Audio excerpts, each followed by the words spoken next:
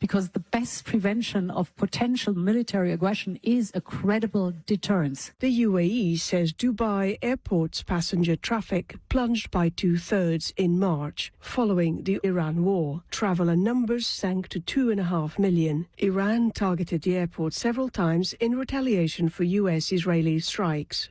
The Dutch operator of a cruise ship with a suspected deadly hantavirus outbreak on board wants to evacuate 2 sick passengers. 3 have already died. The vessel is currently off the coast of Cape Verde. The BBC's Mimi Swaby. Negotiations are ongoing with local authorities following what Ocean-Wide Expeditions has described as a serious medical situation. The World Health Organization has reported 1 confirmed and 5 suspected cases on board of hantavirus. It stressed that the risk to the wider public remained low. The illness is usually passed to humans from rodents. I'm Anna Pizarro at the BBC in London. Support for NPR comes from this station and from the Kauffman Foundation, providing access to opportunities that help people achieve financial stability, upward mobility, and economic prosperity, regardless of race, gender, or geography.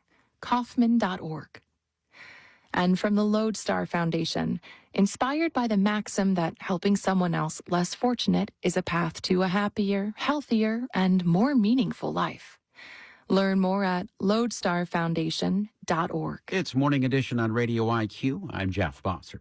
The Virginia General Assembly is in the midst of a debate about tax incentives that have made the state a world leader in attracting data centers. The tax breaks are set to expire in 2035, but some lawmakers want to end them next year. As this fight unfolds, West Virginia is offering its own package of incentives to bring data centers there. Cardinal News reporter Elizabeth Beyer is covering this story. She spoke with Fred Eccles. Elizabeth, last year, the West Virginia General Assembly took some steps to make their state more attractive for data centers. What have they done? The West Virginia state legislature passed a couple of bills in 2025 during their 2025 session to create energy microgrids for data centers and to exempt them from local zoning ordinance. That was done in an effort to bring the industry to the state. So West Virginia recently announced 2 tech companies that plan to build data centers in their state. And the governor of West Virginia has also recently issued a statement that basically told tech companies that the state is open for data centers, especially if Virginia is becoming less inclined to be as hospitable towards the tech infrastructure as they currently are. What are the tax benefits that data centers get in Virginia? Data centers that meet certain requirements, including investing at least $150 million and creating at least 50 jobs, or in economically distressed localities, $70 million and 10 jobs. Those data centers are exempt from paying state retail sales tax and use tax on computers and other equipment. How is all this playing out now in the General Assembly? Some opponents of the tax exemptions have said that they have cost the Commonwealth around $1.9 billion per year, while supporters of the exemption argue that those exemptions have led to $5.5 billion in labor income and $9.1 billion in GDP to Virginia's economy annually. And now we have dueling budget proposals. Earlier this year, the state Senate issued a budget proposal that is contingent upon ending tax exemption in 2027. The House of Delegates budget did not include ending the exemption early, so there's roughly a more than $1 billion difference between the 2 budget proposals that will need to be rectified. Now, those who would end the tax breaks early are talking about specific things that they would do with the money in the immediate term. Supporters of the effort to end the tax exemptions early have said that tax revenue generated by the ending of that exemption could pay for childcare programs, school construction, and to cover funding cuts that we're seeing on the federal level to certain federal programs that the state may have to take up and fill in the gaps for in the coming years. So opponents of the effort to end the tax exemptions early have expressed concerns that without those exemptions, tech companies would be less inclined to move their infrastructure and projects into Virginia, and some localities could miss out on the jobs and tax revenue that they generate. And this has now focused attention on an announced mega development in Southside Virginia, which would create 2,000 jobs. It would be among the biggest economic development projects ever in that part of the state. There are those that say without the tax incentives, it's dead. Secretary of Finance Mark Sickles told the State Senate Finance Committee in mid-April that if the data center tax exemptions end, so does that project. The developer, to date, has not said that. Elizabeth Beyer reports for cardinalnews.org. I'm Fred Eccles. Cardinal News is a nonprofit online independent news organization covering Southwest and Southside Virginia. It resonates with you. A story on Radio IQ that changed your perspective. A conversation that helped you understand the world better. And yes, the organizations that made it all possible. Corporate support isn't about shouting louder. It's about being present in the moments that matter to you. If your organization wants to make its mark where it counts, email us at corporatasupport@vt.edu. There's again a traffic hang-up on I-64 westbound just east of Charlottesville, near where it was a little while ago. I-64 west, mile marker 129, 3-mile backup at that spot in Albemarle County, just east of Charlottesville. Support for Radio IQ comes from Bay Power Solutions, providing emergency backup power to regional businesses, military, healthcare, and educational institutions. Regional distributor for Generac Industrial Power, baypowersolutions.com. And from Garth Newell Music Center, presenting live and live streaming concerts throughout the year. Program details at garthnewell.org. We'll expect some showers and storms by Wednesday. Few isolated showers in areas west today, otherwise a mix of sun and clouds, highs in the low 70s to around 78 for Roanoke, Danville, and the Richmond area. Why Spirit just couldn't take off again. Marketplace Morning Report is supported by Barron's Investor Circle, offering stock picks, market insights, and access to the Barron's editors behind a century of reporting at barrons.com/investor circle. And by Schwab. At Schwab, investors get choices ranging from self-directed investing to full-service wealth management all in one place. Learn more at schwab.com. From Marketplace, I'm Sabri Ben-Achour in New York. Spirit Airlines says it's almost completed customer refunds after going out of business over the weekend. The airline's demise was both expected and unexpected. It's been struggling for years. It was in its second bankruptcy, but up until Friday, President Trump was talking about finding a way to bail Spirit out. So what happened? Marketplace's Nova Safo has that. The U.S. government reportedly offered a $500 million rescue to Spirit Airlines, but it came with big strings attached, as much as a 90% stake in the company and priority in getting paid back. Transportation Secretary Sean Duffy over the weekend said current holders of the airline's debt balked. In the end, this was a creditor issue. Again, they have the final say of whether they want to do a deal with the government. Those creditors preferred liquidation to sell Spirit's assets instead of continuing to contend with jet fuel bills that unexpectedly skyrocketed because of the disruptions from the Iran war. Other budget airlines have also reached out to the Trump administration for financial assistance. I'm Nova Safo for Marketplace. Fewer and fewer working Americans are earning a living wage. A new report from Dayforce and the Living Wage Institute found that just over half of full-time workers earn enough to provide for themselves and their families. That's down 5 percentage points compared to 4 years ago. Marketplace's Kaylee Wells has more. What counts as a living wage depends on how much stuff costs. And right now, the costs of housing, food, childcare, and other essentials are elevated. Energy prices have recently spiked, of course. Jason Rollin with Dayforce says, meanwhile, wages have been going up, just not as fast as costs. Job growth has recently slowed and millions of workers haven't seen a meaningful improvement in their financial situation. The report shows familiar demographic gaps. Women are less likely to earn a living wage than men, hourly workers less likely than salaried workers, Black and Latino workers less likely than white and Asian workers.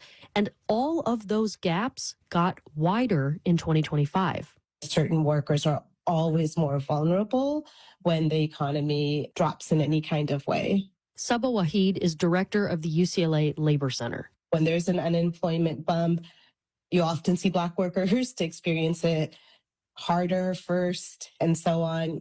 Wahid says one way to alleviate wage gaps is to elevate the lowest wages. The federal minimum wage, she points out, hasn't increased since 2009. I'm Kaylee Wells for Marketplace. All right, let's do the numbers.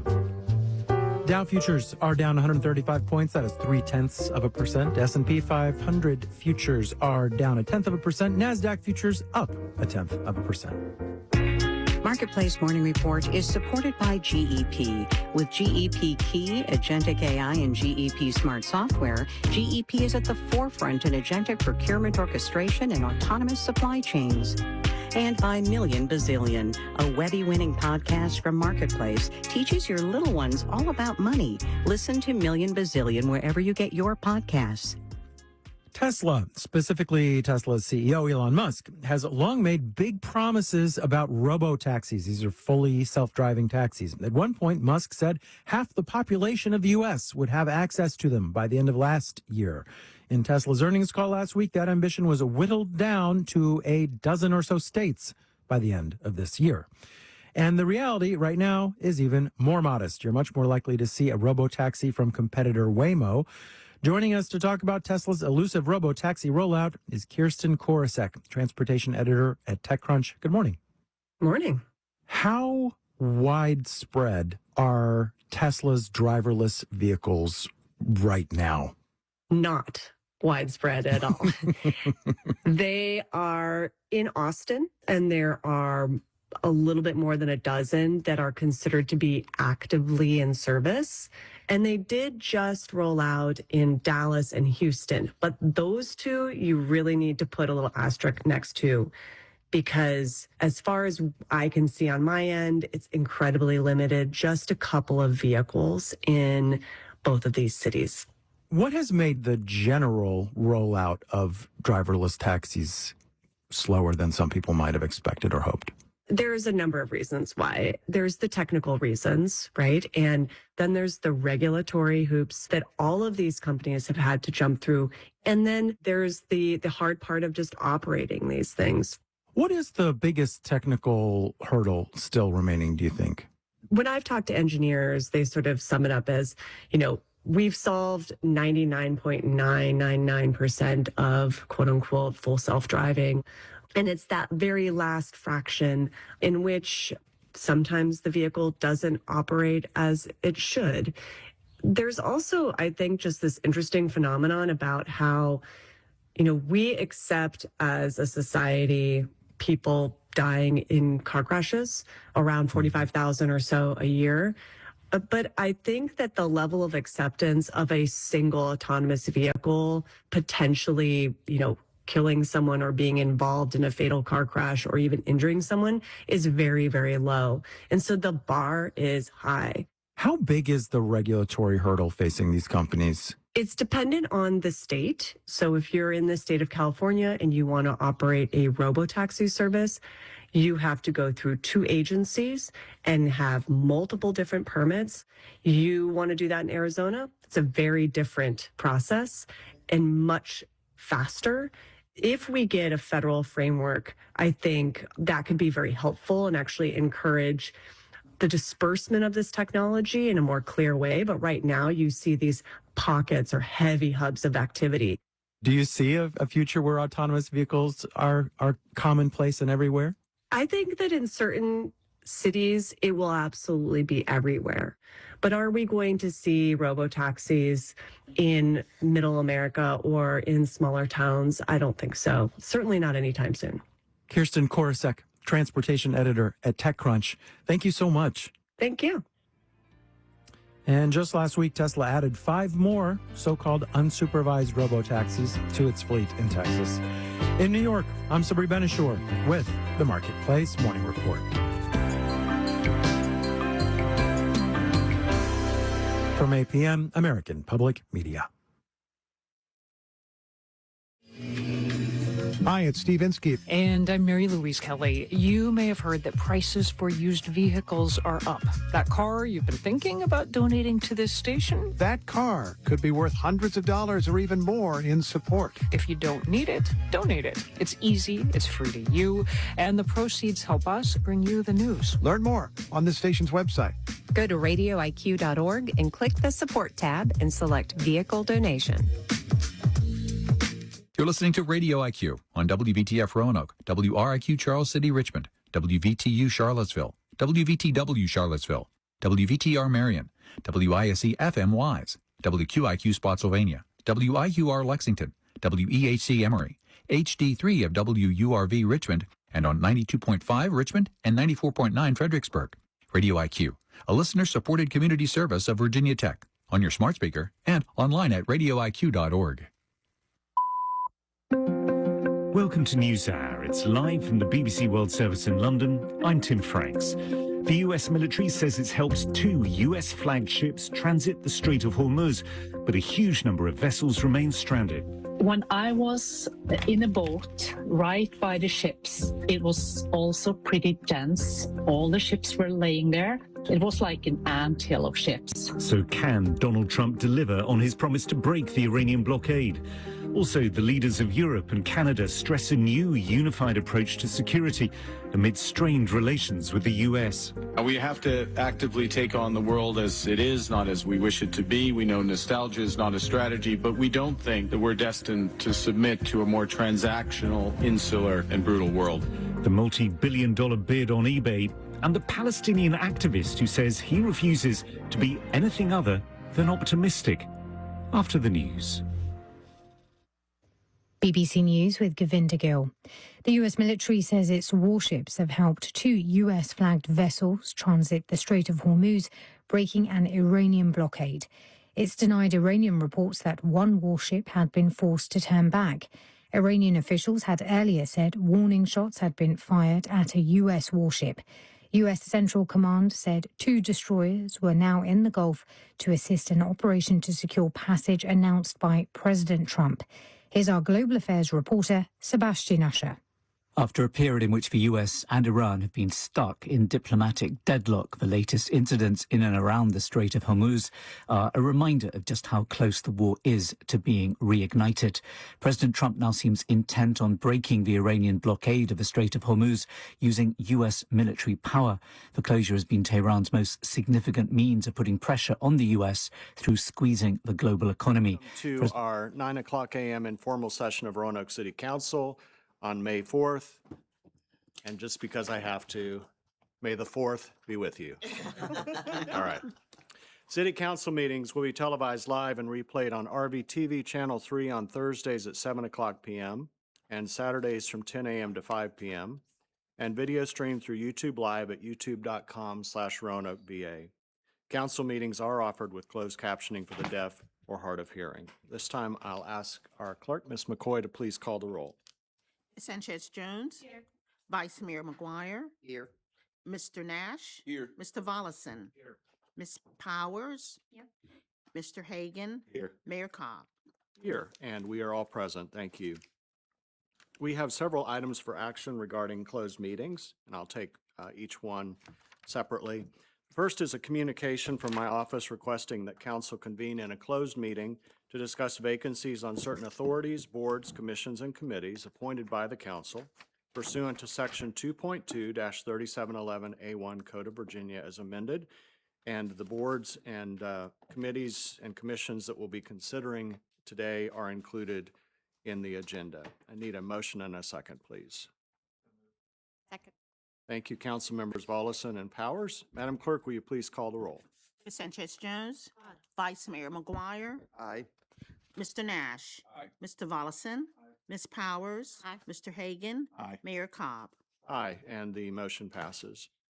The second is a communication from my office requesting that council convene in a closed meeting to discuss the selection of 2 trustees on the Roanoke City School Board for a term of office commencing July 1st, 2026, pursuant to Section 2.2-3711A1 Code of Virginia as amended. Need a motion and a second, please. So moved. Thank you, Council Members Hagan and Nash. Madam Clerk, will you please call the roll? Ms. Sanchez Jones? No, I was just thinking about if it's because of the. She passed.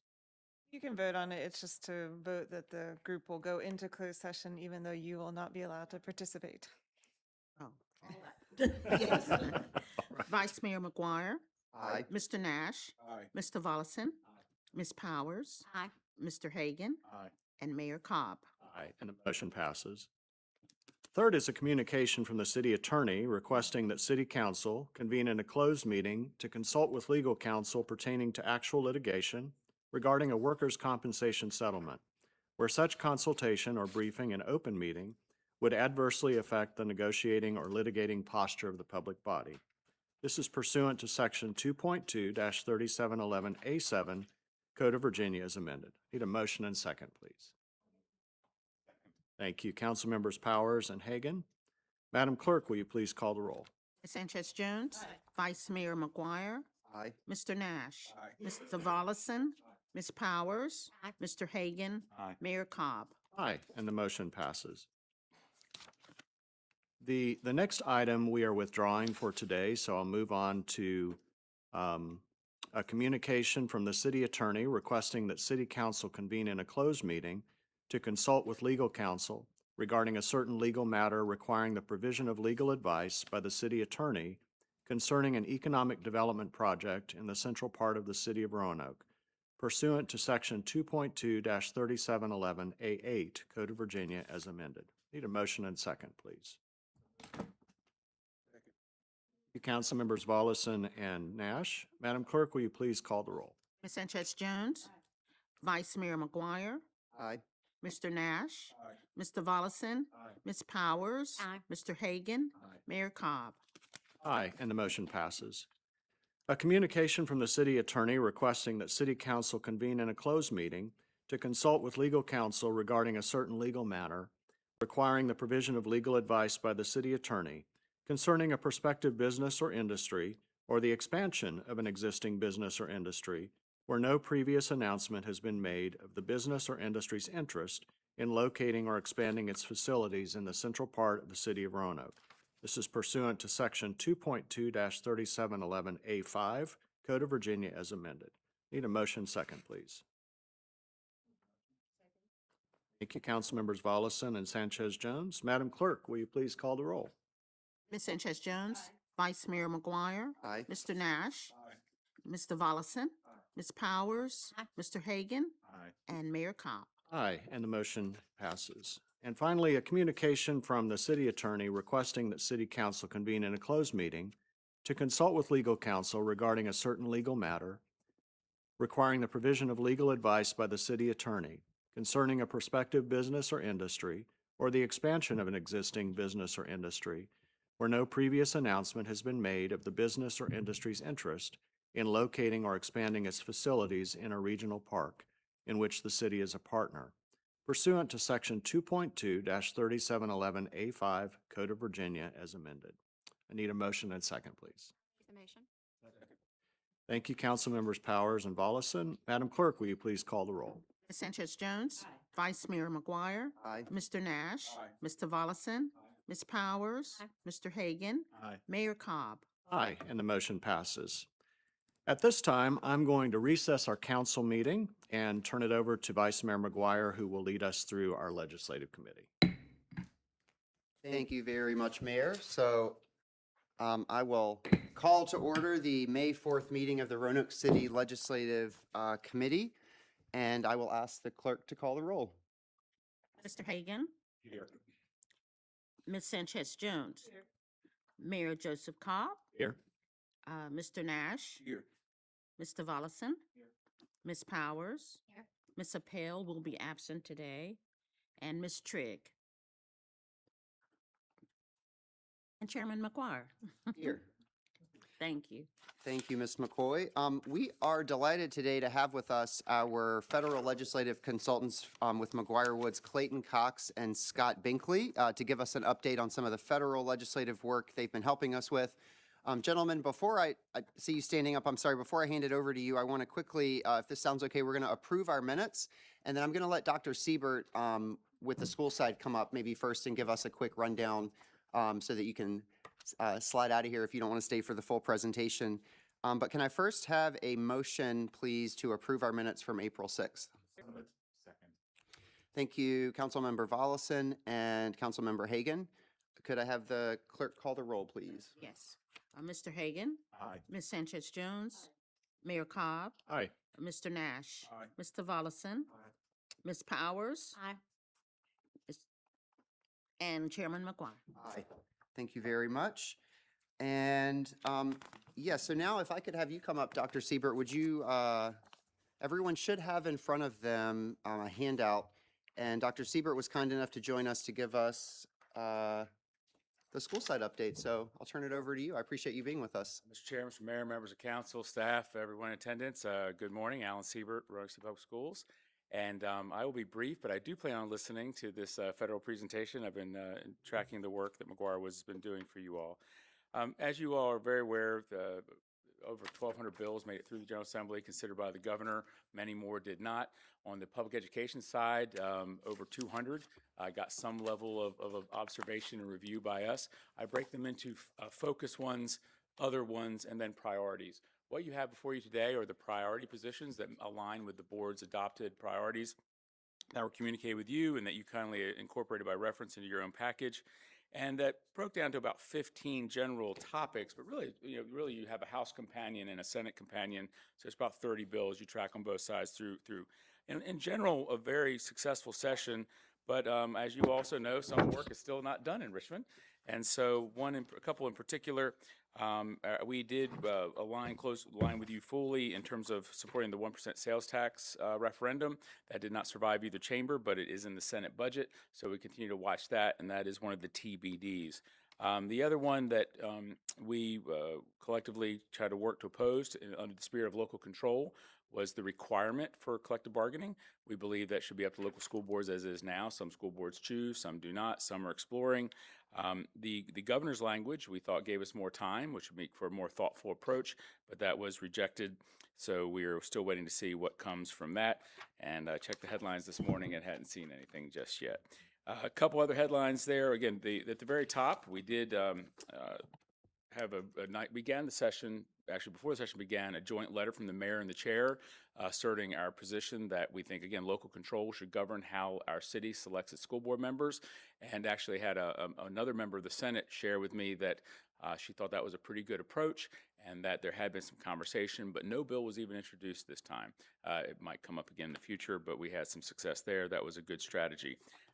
Also, in terms of unfunded mandates, one that we successfully had delayed, worked with others, helped get delayed, was one about indoor air quality. We're obviously very committed to indoor air quality. In fact, in Roanoke City Public Schools, we have HVAC people go from apprentice to journeyman to master, and the idea that we would be required to bring in outside resources to do work that we already do had potential significant costs. That bill only got carried over for a year, and so our plan is we never want to be an organization that only talks about what we oppose. We'd like to bring constructive ideas to the table. So we'll be working with some other school divisions to bring forward a suggestion on how to address some of these concerns about indoor air quality, but in a way that respects that small rural divisions might need a consultant, whereas larger divisions with great capacity may not, except for in certain circumstances. So that's a very high-level, brief summary of a whole lot of work, and happy to answer any questions that you might have. Thank you, Dr. Siebert. Anyone have any questions? Mr. Volleson? Question about the 1% sales tax. How did that, because it didn't make it through either house this year, and so they're just doing that as a budget conferee type thing? Well, I'm not sure how much the conferees have worked yet because everything's been held up over the data center debate. But the Senate bill, Senator Lucas did ensure that the Senate bill has language to provide the provision. Now, I think the language includes things that like VML and VACO weren't particularly fond of, but at least makes the beginning of it. So we'll really have heard nothing since the data center conversation taken all the air out of the room. Really don't have much insight. Maybe McGuire Woods does into some of the other things that are cooking right now, but we certainly hope they'll move at some point. Thank you. If it's put into the budget, does it have Delegate Rasul's retroactive funding attached to it to pay off like past projects, or is it only for future ones going forward? Councilmember, I've not looked at that budget language since it came out, like in shortly after Budget Sunday, but I do not believe it did. But I don't want to speak definitively. That I know. Good question. We were hoping it would be retroactive, right? Any other questions? Ms. Powers? I just attended a board meeting with our Treasurers Association, and so we got updated on a lot of stuff as well. And so to answer your question, I believe that Senate Delegate Russell's bill is the preferred bill that they want to go through the three people that had bills out there. But I believe Delegate Russell's would allow to retroactive back to prior years, and I believe Senator Lucas's did not. So Correct, but neither bill came out of the General Assembly. Exactly. So all we're left with now is the Senate budget language, which, if adopted, would have the weight of law, just wouldn't have had the participatory process that the committees would have had in the Senate and the House of Delegates. Any other questions?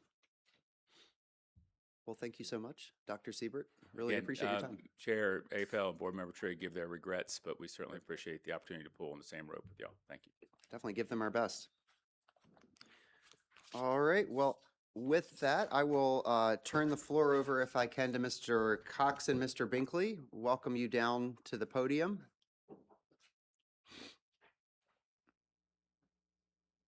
Welcome to Roanoke. It's actually my third time here, so Welcome back to very, Roanoke. very excited to be here. But yes, thank you. hi, We'll turn it right over to you. Thank you so much, Mr. Vice Mayor. I'm Clayton Cox with McGuire Woods Consulting, part of our your new federal affairs team. So really excited to be here. Very thrilled. If it's any indication from my taxi driver who picked me up, people are very enthusiastic to be here, and so we're really, really glad to be part of the team and excited to really hit the ground running. I think last time we talked to you about appropriations, primarily what we call earmarks and the congressionally directed spending process, which is sort of entering its kind of opaque period, and we'll get into that in a second. But we wanted to give you a sort of update on what's going on in DC. I think one of the biggest things that we try and do for clients is sort of cut through the noise, cut through what's going on, what you read in the papers, what you see on TV, and then how that actually will affect your constituents and your local government. And so we'll get into that in a second, but as a reminder, I'm Clayton. I've been at McGuire Woods for about 5 years. I'm a senior vice president there. Prior to my time with McGuire Woods, I was in political fundraising on the Democratic side of the aisle, worked for President Obama, Secretary Clinton, and then helped with the 2020 campaign. So very excited to be here, excited to get into our presentation. We have a really, I think, thrilling afternoon and morning planned where we'll get to see some of these sites that we're working on that we're putting forward to our DC folks. So excited to be here. With that, I'll hand it to Scott Binkley. Thanks, Clayton, and thank you all for having us. We're excited to be here. This is my first time to Roanoke, but got to enjoy some of the downtown sites and bars and restaurants yesterday. So walked around and had some fun. And so, but again, excited to be here, excited to work with you all. And so my name is Scott Binkley. I'm a senior vice president with McGuire Woods. We work with local government clients from across the country and help harness federal funding, help, as Clayton said, cut through the noise, build relationships that can be valuable should things arise that are unforeseen, but also, like I said, go after on a proactive basis federal funding for priority projects. And like Clayton said, we're going to be spending the rest of this morning and the afternoon going to tour the sites that we've actually put forward for congressionally directed spending already this year. And so we've already been hard at work socializing those projects with your delegation. Obviously, your delegation is going to look a little bit different here moving forward. And so that's one thing we're looking at and working on and making sure that no matter what happens, with your redistricting, we're well aligned with your both your senators and whoever your member of Congress will be moving forward. So that said, let's get into it. I don't know, just click here, I assume. Yeah, there we go. So the DC landscape right now, I'm sure you guys, are following the news. It's hard not to. We've got so much going on between, the war in Iran and shutdowns, DHS shutdown, which thankfully, as of end of last week, This is how quickly things are moving and then not moving in DC. This was made, I think, like early last week, and so this is already somewhat old news here. But the DHS, Department of Homeland Security shutdown is now over. It was the longest shutdown or partial shutdown in the history of our federal government at I think like 76 days. But what they've done is passed a short-term stopgap to get that department back open, obviously at a crucial time. And so that's taken a lot of the oxygen on kind of the legislative front lately, and any sort of policy issue that came up, would this be attached to some sort of DHS shutdown aversion. So luckily that's passed us for now. It's not going to be long though. They're in recess this week. A couple other recesses coming up, and then of course this summer they're going to have to deal with it again. So that's something else also on the horizon, but also something in the rearview mirror. The other kind of next vehicles or the next things that you're going to be hearing us talk about in DC are reconciliation efforts, 2.0 and then 3.0. Really, you can only do one per fiscal year. So the first reconciliation effort was fiscal year 25, and now we're in fiscal year 26. And then they would theoretically do another one this fall. The reconciliation effort that they're working on right now, led by Senate Budget Chairman Lindsey Graham, is pretty narrowly focused on ICE and border protection funding. Even though they've funded DHS, what they're doing is, somewhat thoughtfully, I guess, looking at the prospects of Democrats taking the House in November and plussing up those agencies to a level of funding that Republicans would appreciate for years forward. So that's what this effort is pretty narrowly focused on. We're not hearing about, kind of this Christmas tree where everybody gets to hang something on the tree as it moves through the process. They want to keep this pretty tight and pretty focused on those two sub-departments of DHS. So that's something else you're going to be hearing a lot about this year, though, is this Reconciliation 2.0, which is happening right now, and then 3.0, which would happen. And I don't think yet we've, heard exactly what the focus of any additional reconciliation efforts would be. But I think it's something that's hanging out there so that, leadership can say, if you don't get what you want in this bill, don't worry, there's going to be another effort later this fall. One thing we've touched on, but is ongoing, is fiscal year 27 appropriations. Obviously, we've submitted our congressionally directed spending requests. And so where we are in the process right now is all of your members of Congress and senators will collect these requests for various priority projects across the country. They will organize them and sort them into a list of, their, say, top 25, 30, 40 requests, and then put them forward. They are capped at a certain level, so that they would put that list forward to the Appropriations Committee, and from there, the member's office and the Appropriations Committee would work to whittle that list down to really the kind of the core group that would then be included in the bill.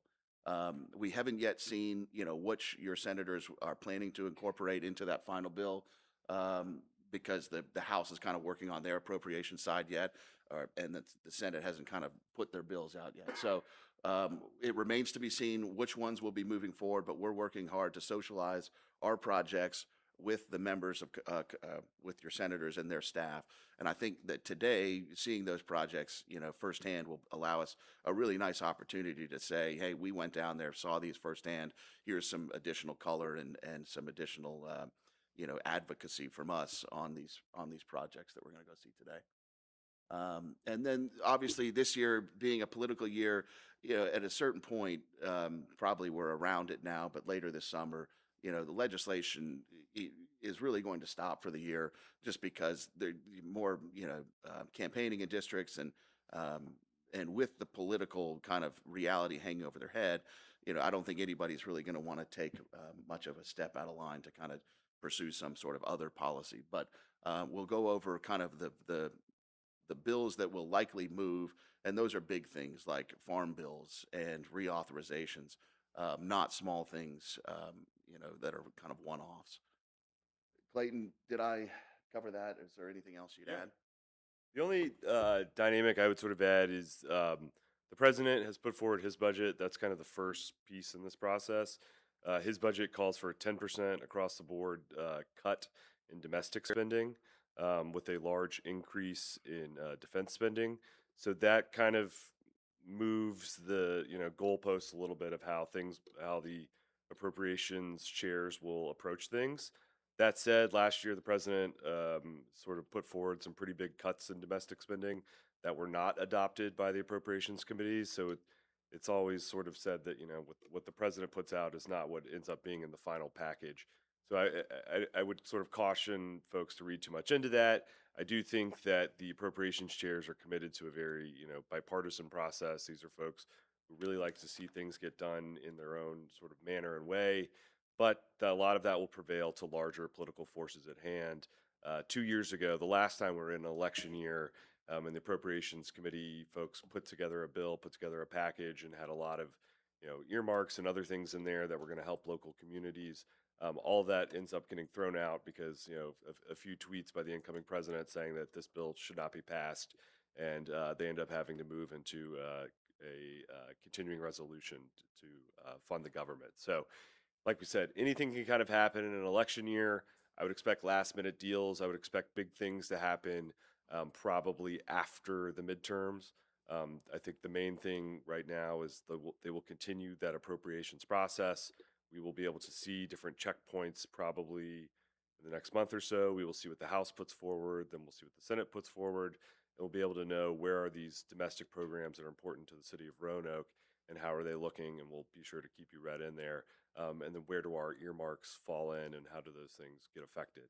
The next piece that we want to move on to, I click, right? Is the change in, the sort of uncertainty of an election year creates all kinds of different dynamics going into the year. The other piece that sort of further injects a little bit of uncertainty is your new congressional maps. Obviously, they were approved by the voters of Virginia on April 21st. Now it goes to the Virginia Supreme Court to look at some of the wording of the question that was put forward on the ballot, to look at the whole, mid-decade redistricting, whether or not that passes. I do think even in that uncertainty, there is an opportunity for the city of Roanoke. The new 6th congressional district is sort of a college corridor, as people are calling it. It includes Stanton, Virginia. It includes all the way up to Charlottesville. I do think that sort of thematic relationship will allow for the new district to be, I think, sort of play more to Roanoke's strengths. I also think the fact that Roanoke is the second largest city, the largest metropolitan area in the district, that will give the city more weight with this district, whereas before it sort of weighted a Western Virginia district that kind of went all the way down to the end of the state. I think now this provides, especially with it being a swing seat, it's going to be a seat that could probably go any way. I think that will cause more attention, more sort of the House and Senate leadership, or House leadership, will look to Roanoke in this area a little more as a swingier area, and that could be something that is advantageous. Same hand, that could also mean a little more changing of who your member of Congress is. Obviously, the other thing to watch is the current Congressman Klein. Does he run in the 6th district or does he move down to the 9th? So we will see what happens there. So you could really have a whole new cast of characters. On the Democratic side, I think the two sort of front runners are the author Beth Macy and then Tom Perriello, who was once a member of Congress. So we will continue to watch how that plays out and continue to see how that affects the city of Roanoke, and make sure that we're got ourselves in front of on both sides of the aisle, the front runners, so that no matter the outcome, we are well positioned.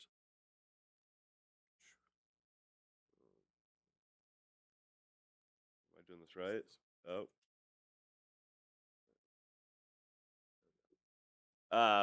So next steps on your congressional district and the redistricting. Need the courts to weigh in. That should happen fairly soon. They're asking to get this done. One outcome of the new districts and of the vote was that it moved the primary back into August.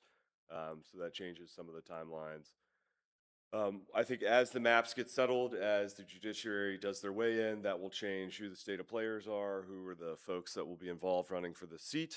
And part of our job is to make sure that we're doing relationship building, that no matter the outcome, no matter who it is, Roanoke sits at a good juncture with that person. So like you can see here, runs all the way, piece of Blacksburg through Roanoke, Lynchburg, Charlottesville, and so that gives you a good sense. Next, we will talk about what sort of is likely to. Sorry, some of the icons didn't transfer over like I thought it would, but so it just says gavel. Yep. But Yeah. yeah, well, it worked for me. But we'll get in now to sort of what's next and what is likely to move on the legislative front. Thanks, Clayton. So congressionally directed spending, we've talked a bit about this already. But so right now, as we talked about, they're kind of in their opaque phase where they go into kind of closed door back and forth with the Appropriations Committee. What we can do to affect the process right now is continue to follow up at the staff level. One thing that I would suggest is a fly-in where, leadership and delegates from the city come up to DC and we go and meet with your senators. We go and meet with your members of Congress, and theoretically the candidates that are running as well. Based on timing, we can certainly do that as well. But to just socialize and continue to push on these and make sure they're hearing from you about the positive that these projects are going to do for the district in the state. And so that where it will go from here is over the course of the summer, the appropriations committees will release their the Senate appropriations subcommittees will release their budgets, and then we'll be able to see which of our CDS requests were included. If they were funded at full levels, a lot of times they'll, give you 2/3 of what you asked for, and somehow you're supposed to make that work. But so then we'll be able to see, and then our advocacy process is still not done. We need to make sure that those stay in through the final bill and are included. And then obviously one of the big things that, is somewhat out of our control is the macro politics of passing a budget. Obviously, a lot of times we function under a continuing resolution. Those don't generally include earmarks. So we need, the big guys. We need the president and the Speaker of the House and, the Senate Majority Leader to get together and actually pass a budget. And so the good news is that I think it's been, several years in a row now, we have actually passed a budget, which is, I think, maybe surprising to folks who just watch CNN or Fox News and see the dysfunction. But, we feel, that these CDS requests are still, a very good avenue for funding priority projects. We're in the game on this, and we're going to continue pushing on those. And we'll actually ask for your help in coming up to DC at some point this summer, and help us push on those as well. One thing I mentioned earlier was that you're not going to see small bills that are just pet projects of one member of Congress or another pass this year because of the dysfunction in DC, because of the politics and that it is an on year for members of Congress and Senate. So what you are going to see are maybe some things around AI. There's been a lot of talk about preemption or would some sort of basic regulations. Now all the policymakers in DC are scared of the new model out of Claude, so that's gotten their attention again, and so maybe something around that. Housing is another one. There have been several bills passed related to housing. I think they just kind of need to get together and see what some sort of conference-like style bill would look like and get that to the president. It's kind of just sitting there as an issue that has been legislated and several bills have passed. They just need to kind of do one together, the House and the Senate. The ag bill, so the farm bill was just passed by the House last week. That has some kind of things that the Senate won't want to pass, and so they're going to have to tweak it. And again, so then they would have to kind of get back together and go to a conference-style approach on that as well. And then surface transportation reauthorization, that's always something that has bipartisan support, so could be something that moves. But this is all a wish list, between, things like Iran supplemental funding and then just the budget stuff that we've already talked about. That can take up, in an election year, almost all of the oxygen in itself. And so those are all kind of would be nice things in addition. But I think the bigger point is beyond that, you're really not going to see much here moving going forward this year.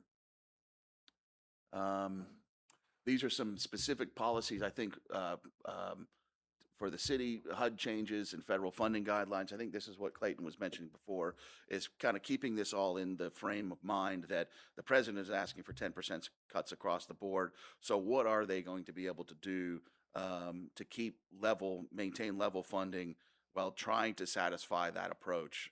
I think is a real challenge for both Senate and House leadership on the Republican side. And then, of course, like we've talked about, all of this is kind of colored with the fact that it's very likely that the Democrats will take the House. It's becoming even more likely that Democrats will take the Senate. And so I think that this time next year, your federal government is going to look very different. Obviously, your delegation is going to look different. And so, what our role will be here,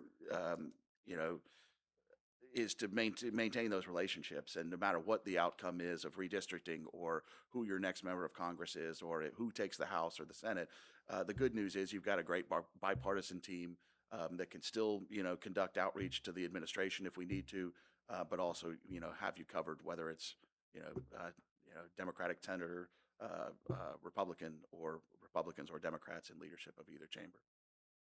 Clayton, anything else there? Yeah, I would just sort of close out with I'll never live that icon thing down in my own mind, but handshake is always going to stick out. But the three big things for us going forward is sort of what's next here is, number one, monitor our congressionally directed spending, answer the questions. As we've alluded to, it sort of goes into this black hole now where they're negotiating with the appropriation staff and they're figuring things out. We are sort of you pay us to poke, to be like, hey, what do you need here? How's that looking? This project's really important. We just toured it. So congressionally directed spending is probably priority number one, making sure we bring those federal funds down. Number two, keeping an eye on the budget situation, keeping an eye on whatever the president puts forward, whatever as the appropriations process plays out. And then thirdly, any sort of end of year deal, anything that could possibly change the federal funding picture for Roanoke. We've got some things that I would put within that umbrella, things like making sure HUD funds and others are continuing to flow down. We utilize your congressional delegation to help make those points, to go interface with the administration for us. So please, I can't say this enough.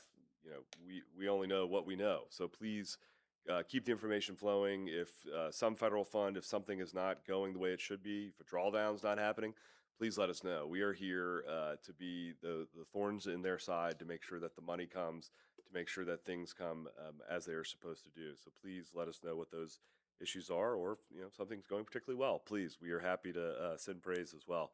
And then the third thing that I think we want to be is proactive. We want to make sure with these new players, with new maps, with potential change that could come from a midterm election year, we want to make sure that the city is well positioned and that we are building those relationships and that there's continuity there. So whether it's a trip this summer up to DC or continued check-ins with our federal delegation, which we will do, we want to make sure that we are being proactive and not reactive. And I think that's our big thing going forward. So with that, we are happy to take any questions.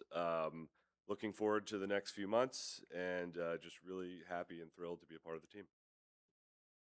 Well, thank you so much, Clayton and Scott. I will see if any of my colleagues have any questions. I was wondering, not to put you on the spot, you can think about it while they're coming up with their question, but if you had the list handy of what CDS requests we put in, just in case. I know you've given that to us, but if anyone's watching or listening and was curious, while you're pulling that together, if anyone else wants to ask any questions, or Ms. Powers. I don't really have a question. I just will tell you that when you were talking about legislation to watch in AI, I read this morning, the Cardinal News has a very good article on some AI legislation in the federal side. It's worthwhile to read. It was very shocking to see some of the items that they're trying to push good, but things that we would want to see that happen, because it could definitely affect citizens in every locality.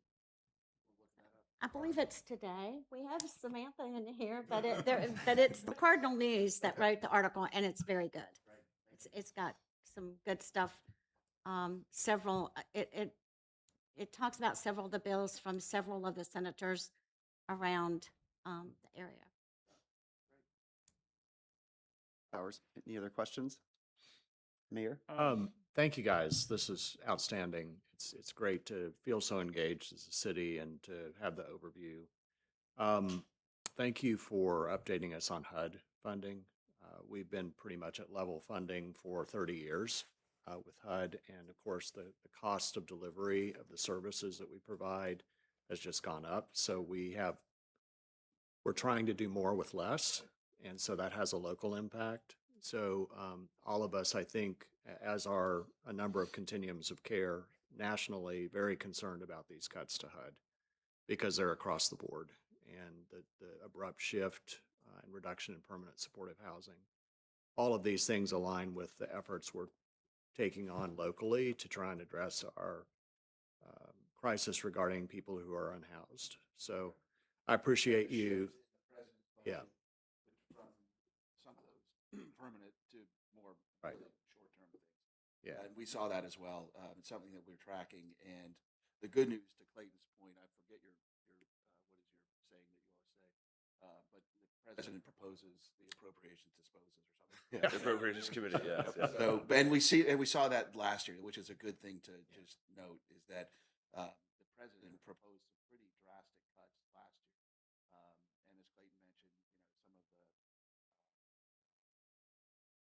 thoughtful senators really kind of pulled that back, and were able to maintain level funding. And I know, like you just said, that isn't adequate anymore, but thankfully some of the worst, potential cuts were averted.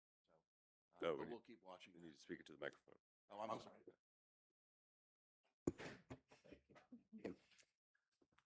Any other questions?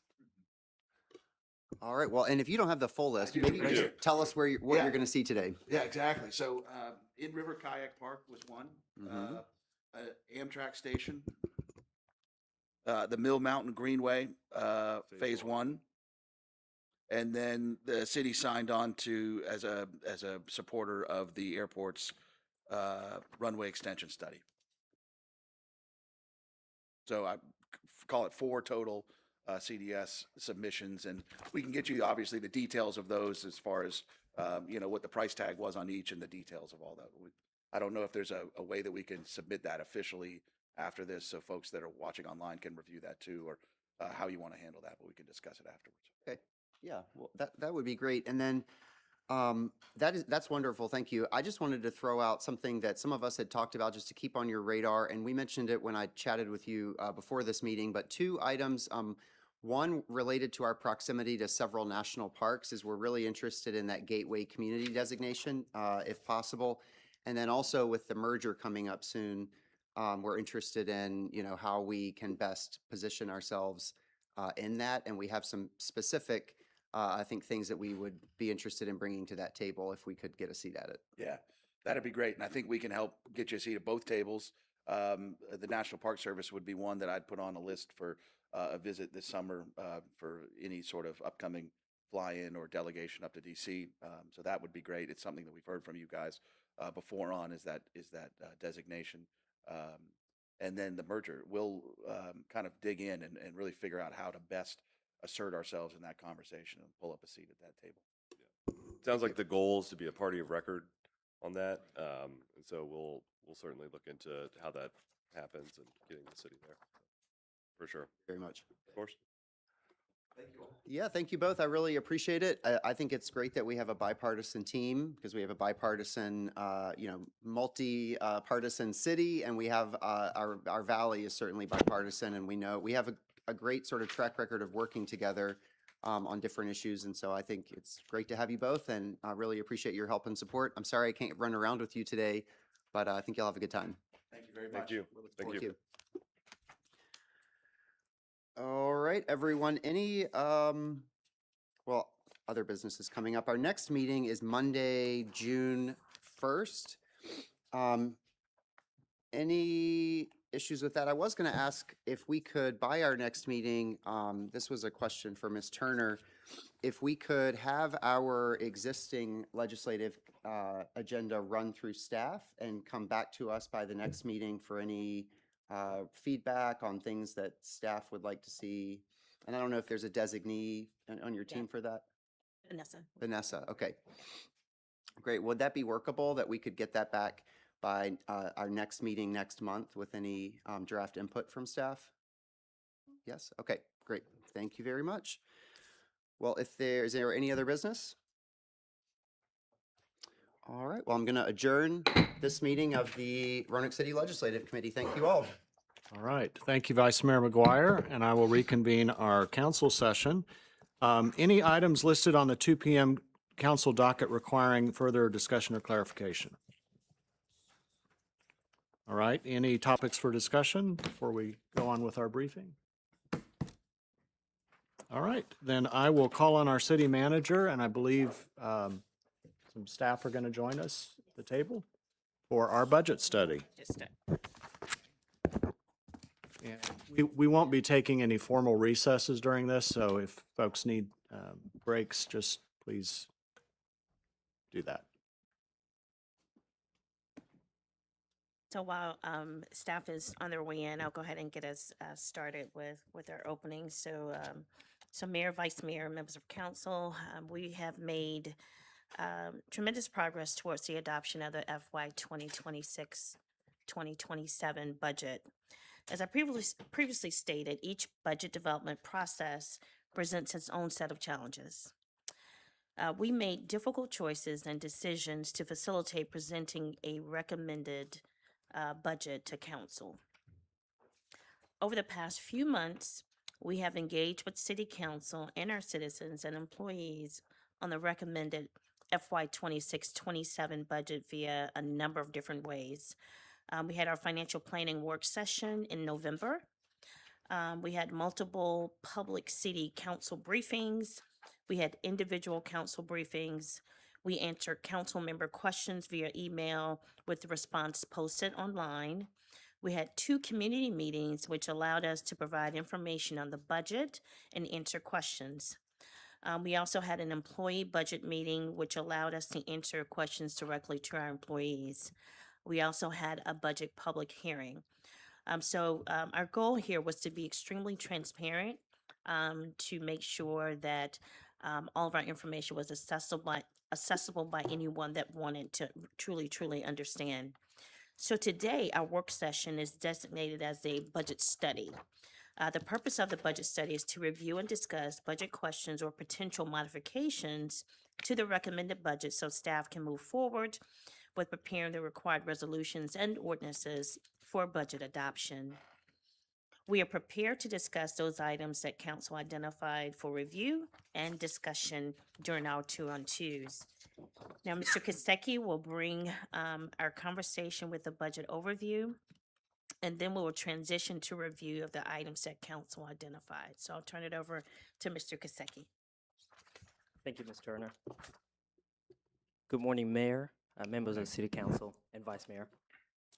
So before we get started with the budget study portion, just wanted to summarize what we've presented on March 23rd. Just a brief overview. So not many changes, but I'll go over each one in the next couple of slides. Okay. So starting off with this slide, you should be familiar with it. We presented it at our community meeting. So the total budget increase is still $421.5 million. And that is a $13.75 million increase. Included in that revenue is $4 million expected for social services programs. You've heard us say that before. $1.5 million for street maintenance, and local taxes about $6.9 million. And just to remind you all that that 6.9 is the lowest we've had in the last 5 years. When compared to this fiscal year is $21.3 million. That includes the meals tax increase of $4 million. So again, this was the first year that PFM highlighted that we need to adjust those programmatic expectations. So we do have 2 proposed changes, starting off with looking at our local taxes, which was the sales tax and business license. So after we met as a budget committee and looking at the current fiscal year 27, you've heard us highlight that sales tax has been underperforming. And this is a reflection of where we are today. So this would be the second conservative year that the sales tax will be underperforming the budget by $1.6 million. So what we've done is we have adjusted the sales tax projection for fiscal year 27 by 400,000. And then on the flip side, we do have business license that has outperformed the budget by approximately 400,000 and 500,000.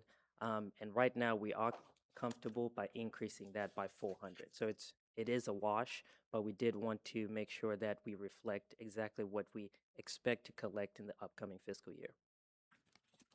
The second is the Eureka Center fee increase. So we have two fees that will be proposed, the multi-purpose rental room and the damage fee. And then on the next slide, it'll be $35 for residents and $70 for non-residents. And a reservation will be required for this, and this is per hour. And then we do have the damage deposit, and this is standard across all of our recreation centers, $250 for residents, $500 for non-residents. So on the next slide, we also wanted to highlight, we've had conversations, the community meetings, and you all have brought back, some questions as to how did we get here. So we wanted to address that question by highlighting what we did between 2005 and 2020 in comparison to where we are today going into that 5-year to 2031. So as you can see on the left-hand side, we looked at the real estate assessment growth, and that averaged about 8% before the economic crisis of 2008. After that 2008, the average dropped to 1.24%, and within those years, we highlighted that there are decreases of the real estate tax assessment during that time as well. So that 1.24 is reflective of what was happening in the economy. So how we navigated as a city, as you can see, we decreased the general fund budget from 259 million to 252 between 2009 and 2013. So that was a $7 million decrease in just being able to provide the essential services first. And how we did that was departments were required to cut their budgets by approximately 10% in given years. We suspended salary increases, implemented hiring freeze, the managed hiring that we're doing this year. That's what we also carried forward during that time as well. We also made programmatic adjustments and capital improvement adjustments. And then if you look at where we are today, we're pretty much doing the same thing. As you can see, we increased the meals tax fiscal year 26, 5.5 to 6.5. That was a $4 million increase. We also unfunded 29 positions. That was approximately 2.4 million. We reduced our base budget by 5.6 million. So that was part of, making sure that we can sustain what we have built into the base. And then we also revised the external agency process. So these are some of the examples of what we're doing now in comparison to what we did before. So again, just to remind you all that we've been here before and we are taking the necessary steps going into the next fiscal year. So the expenditure highlights, just to highlight the 13.75 million, we are allocating that to compensation, starting off at 5.2 million. So no changes there from March 23rd. We're still implementing the 2% raise as opposed to the 3% that we had initially proposed. We're also moving the public safety to the next step on the step pay plan. The starting salary will be $42,000 for all employees beginning July 1.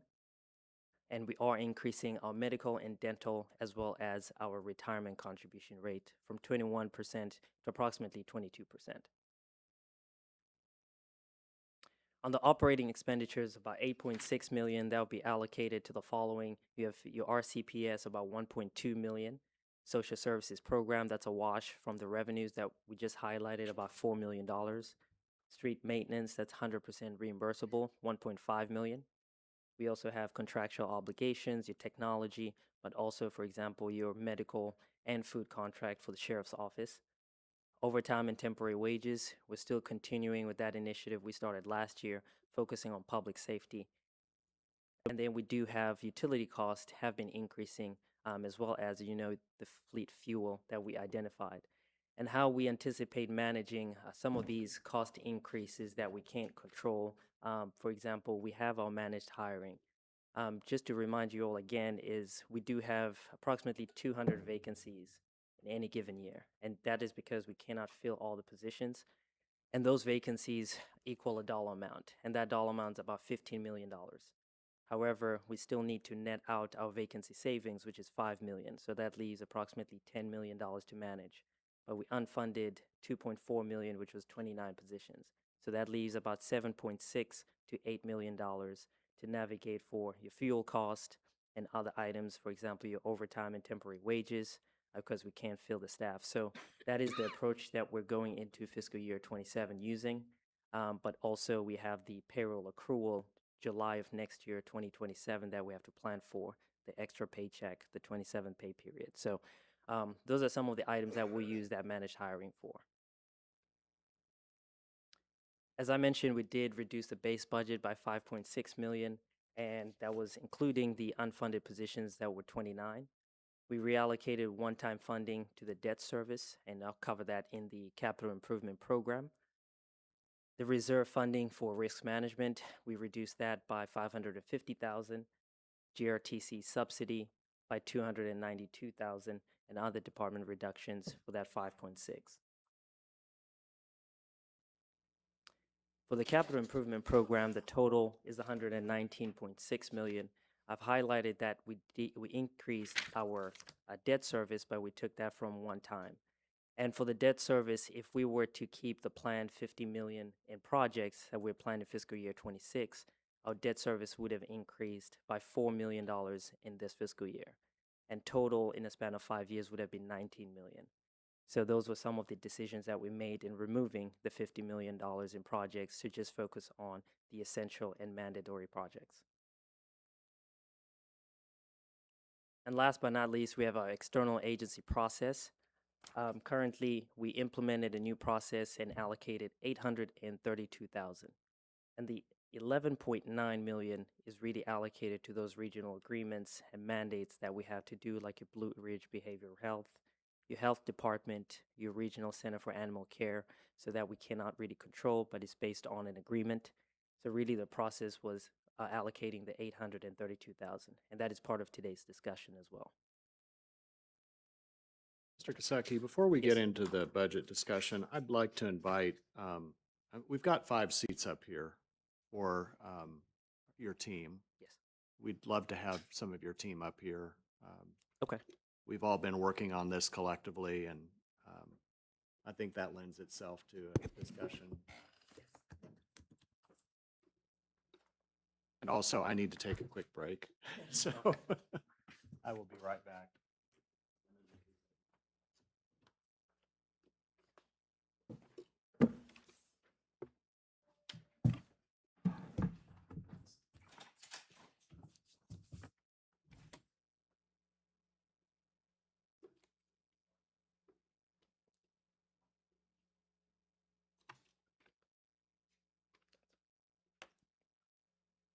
Represent them. You only represent yourself. You're a lone voice.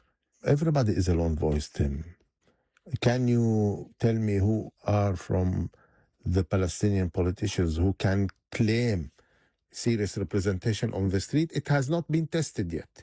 There is a debate in Britain at the moment because there is, as you may well be aware, there's been an upsurge in attacks on Jews and on synagogues in recent weeks. And one of the things that has been talked about is what to do about these marches that support Palestinians, where sometimes you hear the chant, globalize the Intifada. And there are those who say, look, that's just about trying to show international support for the Palestinian struggle. And there are others, and there are Jews among those others, who say the Intifada included moments where there are acts of violence against Jews. So when you hear the chant globalize the Intifada, what it actually means, it is implicitly a call to take your struggle directly against Jews, to attack Jews. And so they say it makes us fearful. Do you have a view on how people should think about that chant, globalize the Intifada? Well, sometimes people who rally under the Palestinian flag with certain slogans can be the most anti-Palestinians, and they don't know.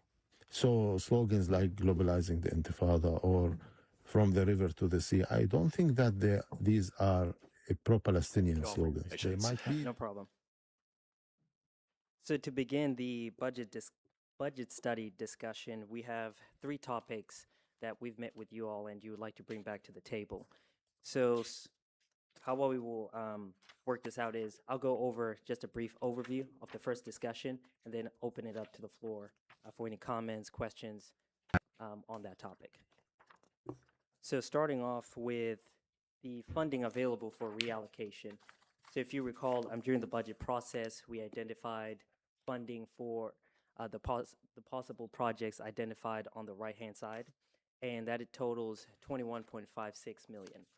And included in the 21 million is 18 million that was pulled back from our CPS fund balance for the capital and general fund. And that also includes $2 million intended for the Riverdale project and $797,000 for the additional E911 unit. And the project that we would like to discuss today will be Fire Station number 2, which totals approximately $12 million. And if you recall, the land was donated and there is a restriction that it has to be a fire station. The Belmont Library expansion, $7.3 million. And that expansion includes different structural changes, but also to mimic all the other branches that we have, including some of the plumbing issues that are over there. Jefferson Center, $4.9 million. That includes $1.5 million for the roof replacement and an additional $3.4 million for the fire suppression system. We also have Technology Center, which is in the municipal building. That's our server room for $1.5 million. But I will mention that this is in the current fiscal year 26, and we will be moving forward with that project. We just need to identify the funds. We also have the Fishbone Mansion. That's $1.5 million that was planned for debt and an additional possible $1.5 in grant funding. And I believe you all should have the vision plan, and we are working in coordination with Friends of Mountain View. And part of that, the current estimate is about $6 million for that project. And right now, what we're looking at is it's a restoration project to repair the wood, the guardrails, as well as the HVAC and other issues there. And then we have the caretaker's cottage. We've already committed $150,000, which we intend to use the $797,000 for the additional unit. And then Parks and Recreation projects. So that is currently ongoing because we do have multiple projects included in that, including park maintenance that is planned for this fiscal year, which is $1.2 million. And in those projects for the maintenance includes your playgrounds, your benches, your basketball courts, tennis courts, and also it just depends on what we can afford based on the master plan. And then last but not least, we wanted to bring back the Play-Doh program and activity buses back to the conversation. So with that, I will open it up for questions, comments, and discussions. Yes. A lot of these were based upon the conversations that we had in the 2-on-2s. And so we just want to make sure that we brought all of the discussions back. So as a body, you all can direct staff. One thing to point out is the Jefferson Center, the $1.5 million that we're moving forward with the roof now. Suppression system, we have an estimate because it still depends on the type of business that is going to go in the Jefferson Center before we can move forward. That's only 5. Well, thank you. And as we've stated, this is an opportunity for discussion. Thank you all for summarizing what council members have brought forward. I did want to share, I attended the Roanoke City Public Schools School Board meeting last Tuesday, and they had a really important conversation about programming expenditures and reductions. And they've modified recommendations for the Play-Doh program and activity buses. So what they're looking at for this year, and I'm pulling this from memory, so if I don't get it exactly right, my apologies, but they're contracting or reducing the size of Play-Doh, so it will be 4th and 5th grade at one location, which would be Highland Park Elementary School. 3rd graders, it's my understanding, would be in their home schools, but they would have access to talented and gifted programming that's available in those schools. That the funding would include transportation. And then the subsequent year, if they were to go down that path, would just reduce Plato to 5th grade, and it would not include transportation.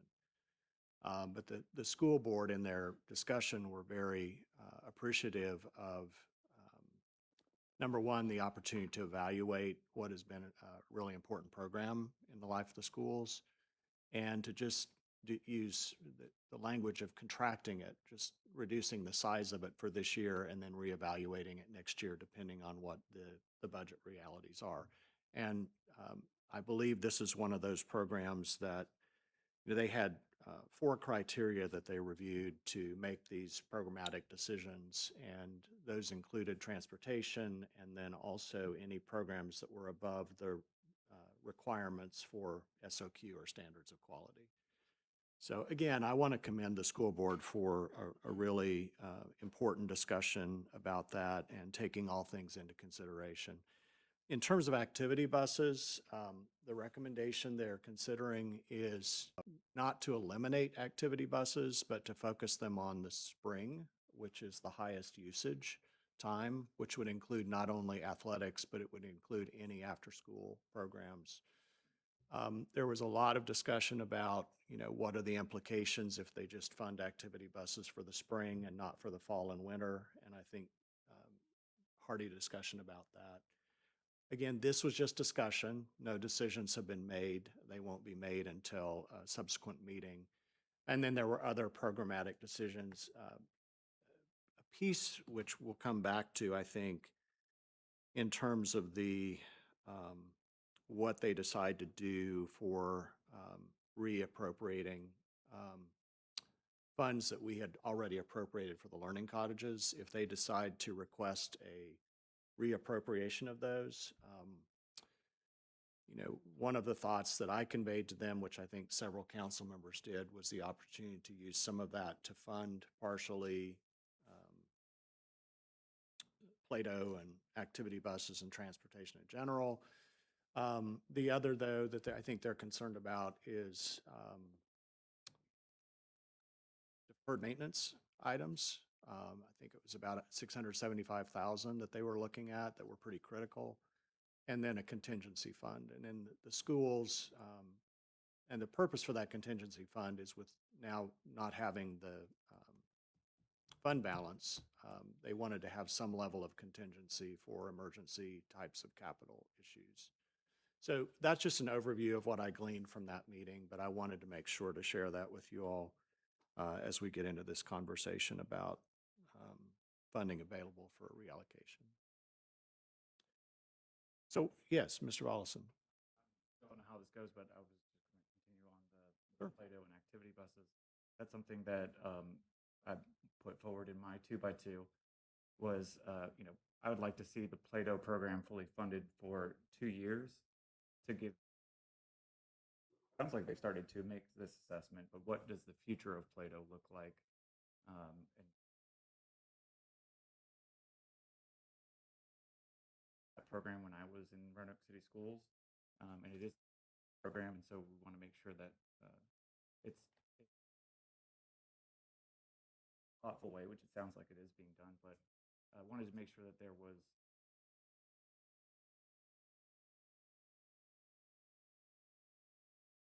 other issue is the activity bus, and that is another item that I brought forward. The activity bus is something that I also benefited from as a kid, as a swimmer, and so when I hear that they would only be able to do that in the spring, there are plenty of fall and winter sports and activities that kids that we fund. Now, originally I was thinking that that would come from possibly the fund balance. I know that there's some discussion about the 4.3 million and it possibly coming from that. I don't mind which source it comes from. Well, and I want to remind us as council that it's the purview and responsibility of the school board to adopt their budget and work through their budget. I think because we we received input from citizens as well. It's helpful for us to have this conversation, but I would encourage us to share these insights with our school board buddies so that they know. But ultimately, it's the school board's decision, and that's what they're appointed to do, and it's their fiscal responsibility. So I don't want to give the impression that we're usurping that authority, because that's not our authority. But I think just to give some context is important.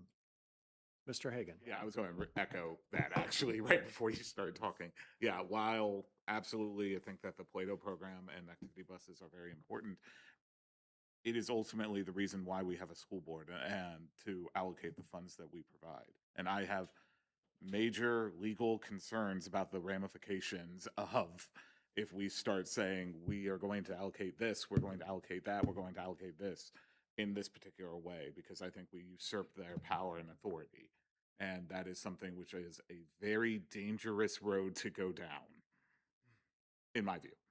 Well, again, and I think because we received a lot of input from citizens as well, it's important for us to talk about this, but within the larger context. So other discussion points for this part of our budget discussion in terms of priorities, additional information anyone would like to share? Ms. Powers? So, while we're speaking about the Plato program and the activity buses, and, I have talked to my school board buddy, and I had asked for, the cost, and I see here you have question marks. So I was given a few numbers. So I'm confused as to why that's not showing up on here, because I did ask that information get sent over here. We did pull it from. At the school board meeting last week, based on the briefing package that was posted online and consistent with what the mayor just said, there were several options presented as it pertained to the Plato program.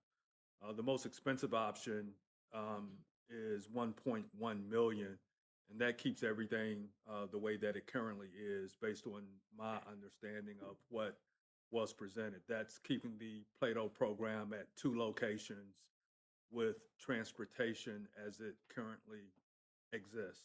So that was the most expensive option. And then the least expensive option, again, was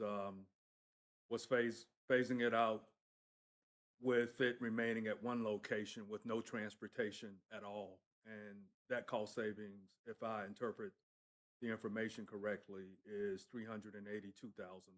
So there were a couple of options in between that, but that was, again, the 1.1 is the most expensive option, and then the 382 is the least expensive.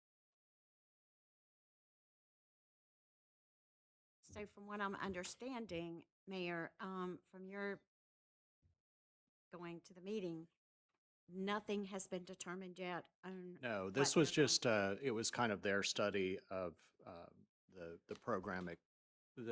So initially they started with personnel, and this was the second piece, which is about programming. I think the option that they recommended, according to the briefing package, again, consistent with what the mayor just highlighted, is that the recommendation is to phase the program out over the next 2 years, consolidate the program at 1 location, and to offer transportation to families that need it in order to continue the students' participation in the program. And that savings was around $448,000, if I interpret the information correctly. We have a price for the activity buses. Thank you. I think they're like 650. What they presented on the activity bus, if you give me a moment, and I will get it. We can also get this pulled from the information, send it out to everybody. Yeah, based on the briefing package last week, the original consideration associated with eliminating the activity bus completely is $150,000. The recommendation, consistent with what the mayor just highlighted, offering the activity bus Monday through Thursday, and only for the spring athletic season, The projected cost savings total $232,800. And I will add to that, there was conversation about different modes of transportation. There was pretty hearty conversation about Valley Metro being utilized because it's a cost savings. The challenge with that is that the way Valley Metro is set up, it doesn't go from point to point, so it doesn't go from school to a person's house. And so, but they had a lot of conversation about it, and I again just want to commend the school board for wrestling with some difficult decisions. I have a question Mr. not Nash? relating to the schools, but to Fire Station 2. You mentioned that the stipulation on the land is that it has to be for a fire station. But is there a timeline or a time frame in which, if it's not built, the land has to be returned? Yeah, revert back. Yeah, I'm waiting to hear from City Attorney's Office. We've talked about it, so I'm waiting for Mr. Collins to give me that information. That is only the parcel that Berglund donated. Right. The mother parcel, the city purchased. Yeah. How big is the parcel that the city purchased? Do you have that? It's, I don't know the exact size, but the parcel is large enough to construct the fire station based on my past recollection. The additional property that Berglund donated just provides some additional benefit. Yeah. On that same note with Fire Station number 2, that is a woefully improved fire station. It is a 4-square house that sits in an odd location near DPW, and it really is. I think it's definitely affecting the service that comes out of 2, and that's a very important corridor for the city in Williamson Road. And so I would also think that that would be my top priority when it comes to the CIP funding. If we are going to do any of that funding, that would be my top priority. Sanchez Jones. And not only that, but the cost will keep increasing, and it's going to come to a point that we're not going to be able to afford it. So I think we should do it now. Other thoughts on?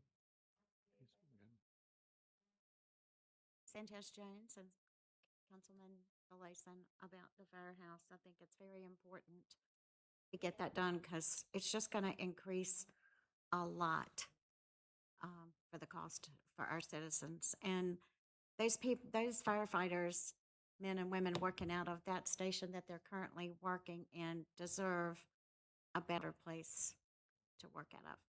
So that would be my top priority. Other thoughts? Since we're talking about the fire station or the library. I wouldn't put that near the top of my list. Just, being transparent. I would like to see data about if there's data to suggest that the current station is and its maybe outdatedness or whatever it may be is causing operational inefficiencies that's endangering public safety. If that's the case, then that changes the narrative quite a lot. But I just think with this funding we have, I think there's a lot of other priorities on this list, and I also think that we should be still conservative with these funds and how they are used. Just because we have them don't mean we necessarily need to use them, at least in this point in time. But that's just my opinion. Helpful. So I would just like to add, I know that we've deferred the Belmont Library expansion at least one other time. And this, if I'm recalling, this would add another wing to it. Would it be to the end? I haven't seen a rendering in a little while. It's been But a minute, yeah. It would, of course, expanded.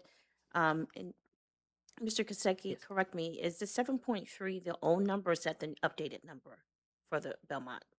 I believe that is the updated, but I will check. That's it. I I'll think check. it's the Yeah. updated number as well. Because just like the fire station was originally 9 million and now it's 12. So the Belmont Library expansion, I can't remember what the number was before, but And the plan shows that we will be trying to meet the standards, like I said, for the other branches. And right now, the main issues were having more space for like the teen meetings, as well as having community gathering areas. And visibility and safety was also somewhat of a concern. So they wanted to make sure that as the expansion happened, they have somewhat of a barrier to make sure that that is included in there, and including your plumbing issues that would have to be fixed. Mr. Hagan? So I'm really thankful you brought up the team meeting and Yeah. everything like that, especially for Southeast, because I'm pretty sure that's the only public space that has actual meeting space in Southeast. I could be wrong. Like if somebody knows of something, yeah, apart from like the couple of schools that they have down there. So that's one of the concerns that I have. I want to make sure that, hey, Southeast is actually, especially since we have deferred this previously, it's a way of making sure that we can keep our word. You mentioned there was plumbing issues at the current Belmont. You said mentioned something about Yeah, it mostly like a facilities, roofing, and plumbing. So that's included in the plan if that were to move forward. and plumbing. Yep. Question: Is Yes. there a way? I know this is. I'm of the mindset that Mr. Nash is that we don't use all those funds that are sitting over here. Is there a way to partially fund some of these capital projects? I know we do them over years. So is there a way to say, hey, we'll give 4 million towards the fire stations total, that type of deal? Yeah, so the challenge is, I mean, we can, but we don't have additional debt capacity right now, which is why we had to move these projects out of our CIP from a debt perspective. So this is one-time funding that's available. So if it is the pleasure of council for us to move forward with partially funding some of the projects, we can do that. We just would have to go back and kind of determine what that would look like, and bring that back in terms of a figure. I think that's a good point. Yeah. And it probably also depends on just the schedule, construction schedule, and whether these things can be done in phases or not. Just a reminder from our friends at RVTV, if you all could find a mic to speak into, it'll help the broadcast delivery. So thank you. Ms. Turner, sorry. Yes. Is the library shovel ready? Pardon me, Is I'm the sorry. library ready to go? If we I am not sure. I'd have to ask engineering.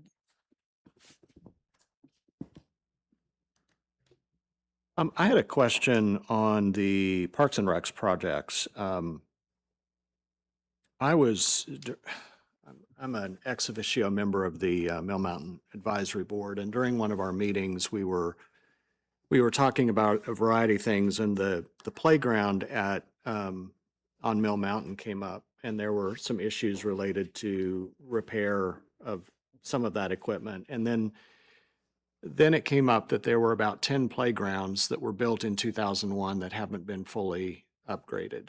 And I was curious if where that kind of aligns with the priority projects in Park and Recreation. I know that's just one piece, but do you have any thoughts about that? Or I know we've got a master plan for Washington Park and McCadden Park as well, so. So there are about 21 playgrounds. I'm sorry, since 2001, to your point, there are a number of playgrounds that are in great need for an update. I guess is the best way to say it. I think there is some dollars that are set aside for deferred maintenance, but it's not going to go very far. And do we know what, and again, this can be provided later. I'm just asking questions out of curiosity. Do we know currently what the cost of, for example, the new playground at Williamson Road Library? And I know that's not in a park, but do we know what the average costs of a new playground in a park is? We can get that for you. Okay. The one at Williamson Road was about 200. 200K. Okay. All right. In the Parks and Recreation projects, are the soccer fields included, especially the ones over at River's Edge that are in disrepair? The, and at this time, they are on the deferred maintenance list. Um, all of our rectangle fields are on the deferred maintenance list. But where they fall in the priority list is to be determined. Those rectangular fields bring a lot of money to the city, don't they? So the soccer fields are included in the general fund. So we close one field per year for repairs. So that would be at least the strategy. And right now the parks maintenance budget in the CIP is about 1.2 million for this fiscal year. So it would just depend on what the priority is based on the master plan. And as we mentioned, the playgrounds, benches, parking lot repairs that still need to be done. But for the soccer fields, we close one per year, and one is currently closed right now for repairs. Which one is that? I would have to check and just give you that one after. Because I know normally they close one a year for to protect the field. Right. Powers? So this is for our city manager, Ms. Turner. So as we're talking about parks and recreation projects, we've talked about the ARPA funds that might be a balance left. So could you explain to us, I mean, I believe Parks and Rec received some ARPA funds. So if there's funds left over, could that not be used for that? Because I'm understanding that those projects, that any money left would have to be used on something that you had already done, a department or an item. That's correct. And so that's what we're going through now, because I want to make sure that I have at least 6 months to expend the funding. And so we're almost at the point where we'll have that figure. And you are correct. We cannot introduce any new projects into the ARPA program because all of the funding had to be committed to a project by December of 2024. And all of the funds have to be expended by December 2026. So if there are some leftover funding and there is a project that is already in, but we can expand it, then we'll look at trying to expand that program because we can't introduce new programs. So I just want to make sure I understand this. So if we can, we will. And so that could be something under Parks and Recreation, whether it's a soccer field or it's new playgrounds, equipment, you could do that? If that project is in the ARPA program already, as an example, I believe Eureka had quite a bit of ARPA funding. So if we needed to expand something at Eureka, we could. What I could not do is take it and put it to another park if it wasn't it. It just depends on how it was set up into the ARPA program. Yeah, you're correct. Question about the park. Yeah, Mr. Nash. No, it's not really a question. It's just an idea that I'm just throwing out there. But has there ever been the conversation about converting the soccer fields or our rectangular fields? First time I ever heard it called a rectangular field. But I mean, it is a rectangle. Never mind. But putting turf down instead of having grass, because I remember my school did that, and a lot of Roanoke County schools did that. Northside had a grass football field, but right after I graduated, they converted it to turf just because of the maintenance cost. And having to maintain it in the hot summers now, it's a lot to water those fields as well. So I don't know if that's something we're considering, but I think it could be a worthwhile thing to look into. Yeah, and I did something similar in a previous locality, so that is something that we'll look at. We have not to date began to look at that. Well, just to reflect back on some things I've heard this morning, there's been good conversation about the priority for the Fire Station 2 as well as the Belmont Library expansion with requests for some additional information on each of those. And conversation on priority parks and recreation projects and the potential for ARPA funds that are project-based to be expanded in those particular project areas. We also had a good discussion about the Plato program and activity buses. Any other items on this topic that we want to cover? Mr. Volleson? Just want to reiterate, I guess I kind of said it earlier, but agreeing with Mr. Nash in that I would like to see us keep some of the, I know that we have some of the fund balance from the schools. You know, I think that it would be wise for us to keep a decent chunk of that, I would say at least 5 million, to kind of hold and see what happens over this next year as we are dealing with so many different changes that are happening. And we just got our federal update from our federal lobbyists that there's certainly a lot of uncertainty. And so that's one of the things that I would like to see this body do, is to keep some of that money just in case things get worse. I agree. Right. Any other discussion on this item before we move to the next ones? We can always come back to. All right. So the second topic of discussion that we have, we just have two items here, but the context of external agencies. So if you recall, the current proposed budget of March 23rd has option 1. And just to remind you all, option 1, we funded 10 agencies, and they're funded based on scoring. And the way that scoring worked was they would receive close to what they asked for, and it would have more impact as to what they would provide as a program of service. And then there was option 2. Option 2 would fund more agencies, approximately 19, and that funding would actually be funded at about 50% of what they asked. So more agencies funded, but with less value in terms of the dollar amount.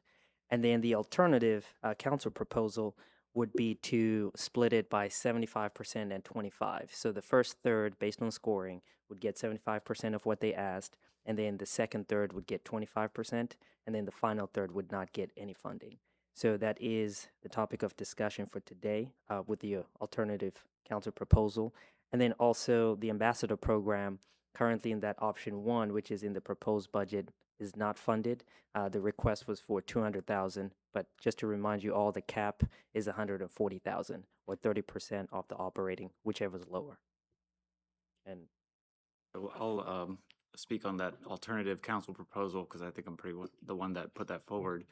The idea was to hopefully fund more than just the 10, but also to reward those that went through the process and and did the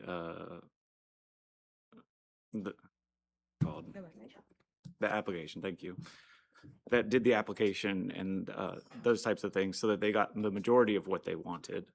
While also, I know that there are several organizations that this new way of doing external agencies definitely threw a wrench in their plans. And so the idea was to hopefully get more people funded and to reward those that did do the funding model, but not to necessarily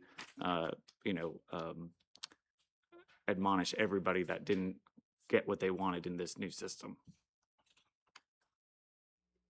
Do we know what that would look like funding wise? Yeah, because at this point I'm visual. In terms of the funding amount, total funding amount doesn't change. Right. It's just how it's distributed. It's how it's distributed. But what the impact of that would be. So, for example, we've, in the proposed budget we've put out, we included option 1. So those organizations are likely to be thinking, unless there are any major changes, that that's what they're going to receive. Right. So any adjustments to that would affect their bottom line. Correct. The other concern, and I appreciate the thought process here, because it is a new model and it takes getting used to. I also don't want to undermine the process that we created to do this, because it was very thorough, and Ms. Ferguson can give us some insights on that. Thank you. Welcome. Good morning, Council. Mayor Cobb, Vice Mayor McGuire, and council members of council. So as Mr. Kasecki said, this does allow us to fund a few extra external agencies. The biggest hit is to that middle, because it's the first third that have 75%. So they will see 75% of their ask. the middle third will receive 25% of their ask. And so what we notice is that some organizations that may not have received funding at all in option one will now receive funding. They will receive about 25% of their ask. So for some of the organizations that ask for a larger amount of money, instead of receiving nothing, they will receive something. So it will still be harder for them to maybe hit their original KPIs that they set. But for some of the smaller organizations that ask for smaller amounts, they will probably still be able to achieve their goals. Again, it would be helpful to see. I can if make sure you guys get Yes. that. Yeah. And I was going to say, I think everybody after y'all's 212 did receive a physical copy of it. So I will make sure you guys get that. Okay. All right. On the physical copies they were giving us, there were 3 options now instead of 2. So I will make sure you guys get that. My apologies. So I have a question. So it may not have been on mine. I have a Ms. question to Powers. ask. So I believe, I wanted to make sure I understand this, from option one and option two, weren't there some agencies did not meet all of the criteria to even get funding? Yes, and so that is still across the board, with this being a new process this year. To Councilman Bollison's point with the adjustment, we did decide to fund all the agencies, whether their application was complete or not. Those who did receive the letter, they have been asked to provide the missing information. I have not gotten through all that, but most of them were frantically providing me the information by the deadline, which was Friday. And so they will be hearing from me later on today if I have everything needed. You'll update us on that process? Yes. Okay, thank you.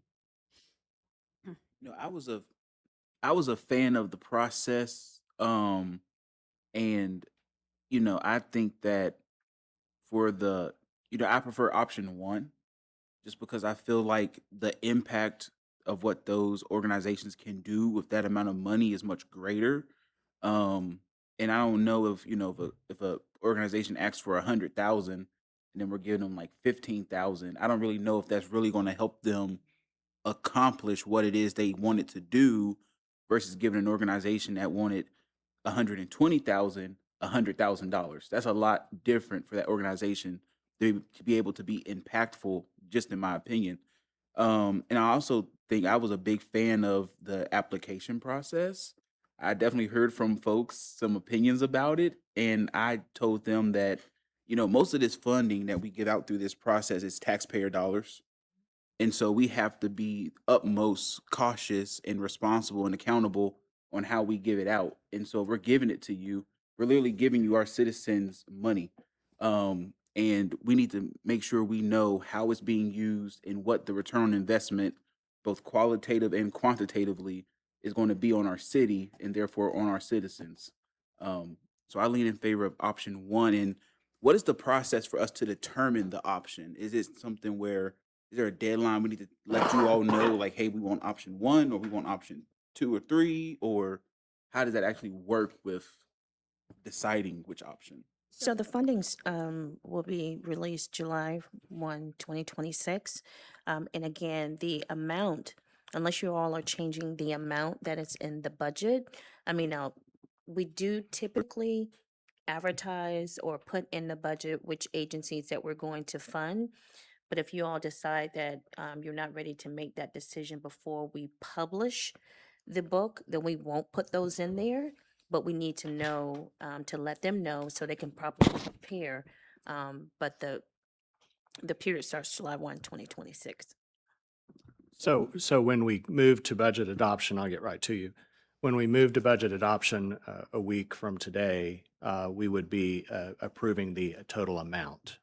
If we wanted further deliberation on which option we wanted to go with, it wouldn't take effect till July 1st, but we would be adopting the total amount.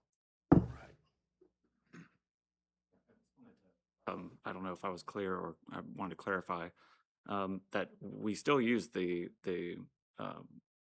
applications. Everybody is still ranked and prioritized the same way that they were. There wasn't any change in that.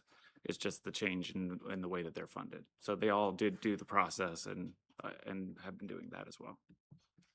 I have one other Powers? thing. I want to make sure, 'cause I believe you answered this before for me, so just want to make sure from my memory.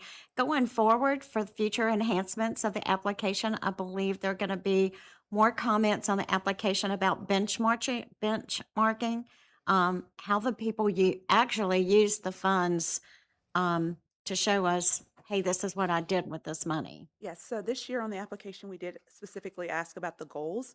And so they'll be asked to report on their goals as we move throughout the year. And so that will be a requirement going forward as well. Thank you. I just want to make sure I remembered that. Yes, ma'am. Yes, love to hear more metrics.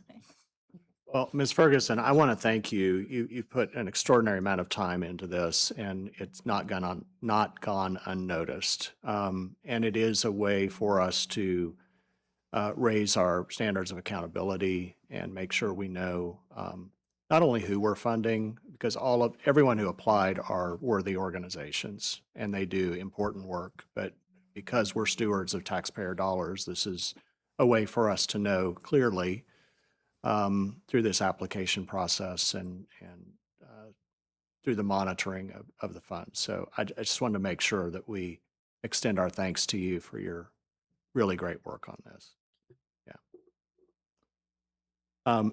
Any other comments on the external agencies, the proposals, the options, before we move to the ambassador program? So I will just preface this. I've probably been the one who's brought this up for a while. I understand the dilemma here that the ambassador program is funded by an external agency, and that we've utilized, I think, for the last 4 years, we've set aside $150,000 per year through ARPA funding.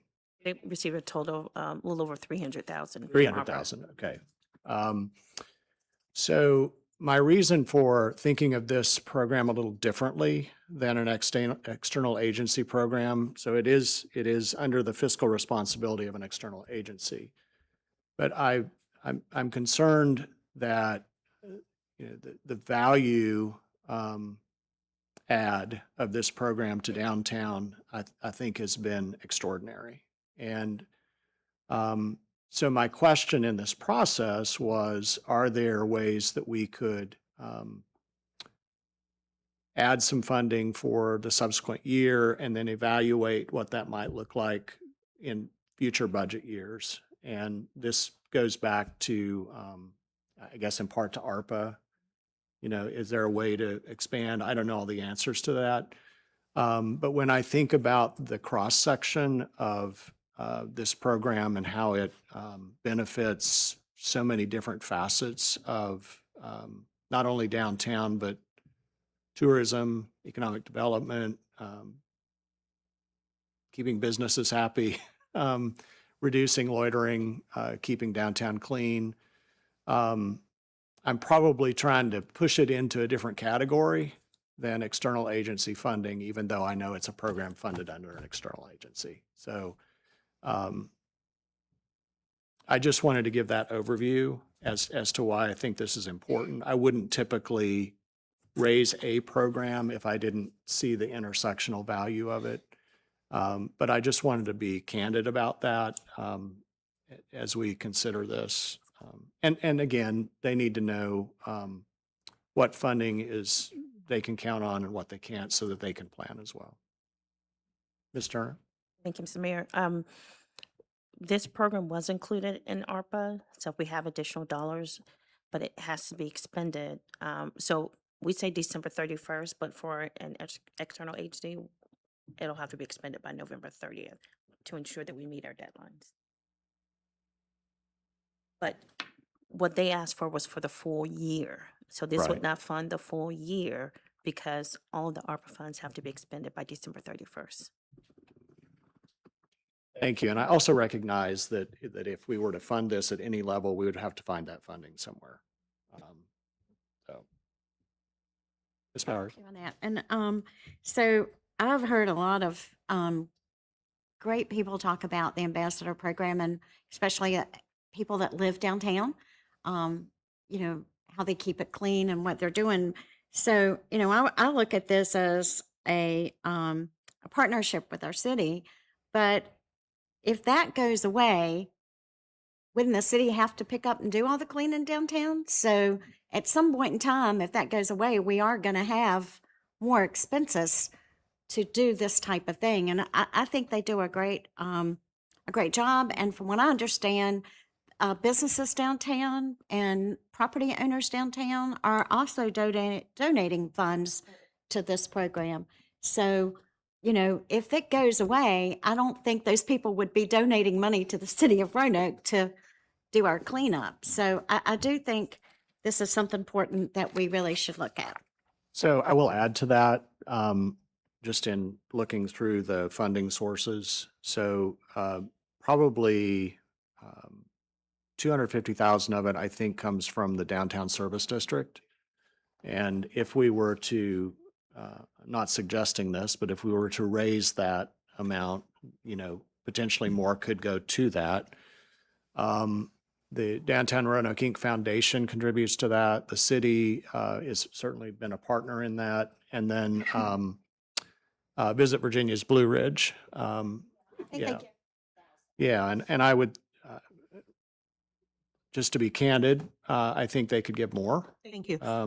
Because it's a big part of tourism. So I would advocate for that and would encourage the VBR board to consider that as well.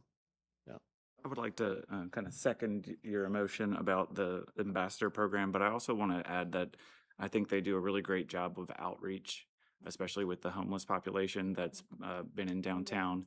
I know that there are a lot of stores that have been worried about that, and it's really been a big help to have those ambassadors there to be able to assist in getting people to the right resources, which has been very important to downtown as well. I will say that I proposed the idea to Downtown Roanoke that they may want to try sponsorship of this in the future. But I do think, we should be able to give them the funding for a year so that it at least helps them for this time period to figure out what their next step is on probably more sustainably funding this. Yes, Mr. Hagan. Yeah, I'm going to echo basically a lot of the stuff that's already been said. But yes, like the ambassador program, as somebody who lives downtown, owns building downtown, that kind of thing, like it is unbelievably the difference that I've seen over the time that they've had the ambassador program. Highly recommend it, even though it doesn't actually extend to where I'm at. But it's, we still receive a benefit from cleaner streets, that kind of thing. Dragon. Yeah, other comments on this? All right. I think we're ready to move on to the next part. Okay. So the last topic that we have is the meals tax increase. So I do want to mention that a decision today would not impact the fiscal year 27 budget. However, discussions would need to begin. That way we can plan for the next fiscal year 28. Just, a reminder, we did increase meals tax last year, 5.5 to 6.5%. That was $4 million. And the sunset would be effective next fiscal year. So again, like I said, it will not impact the current proposed budget, but going into 28, that would be something that we would need to know. That way we can start planning for.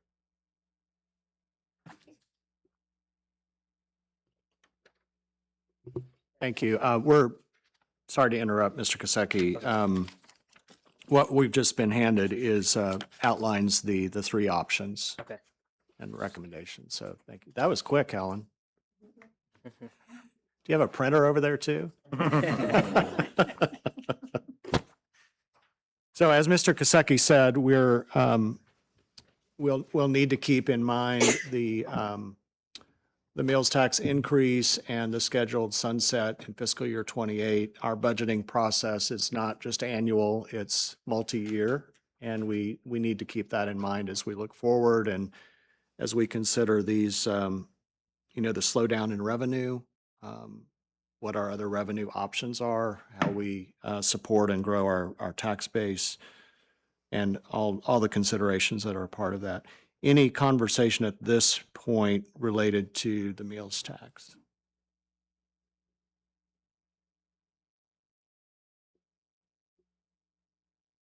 All right. And just to recap what we went over, just to make sure I have the right notes. So we've talked about the fund balance and the funds available for use, just to find out which projects would likely go on there. And from what I understand, council members are not trying to spend the full 21.5 million, but the goal is to look at some of the projects. So we have some homework to do on the fire station 2 as well as the park project. Yeah, and I think related to both the fire station and the library, just any like updated information we can get on both of those. And one of the things I heard from Mr. Nash was improvement, how would the new station improve in terms of efficiencies, response time, that sort of thing. And then on the library, what that expansion would look like and the added benefits to the community. Possible phasing. Oh, and the possible phasing. Yeah. Okay.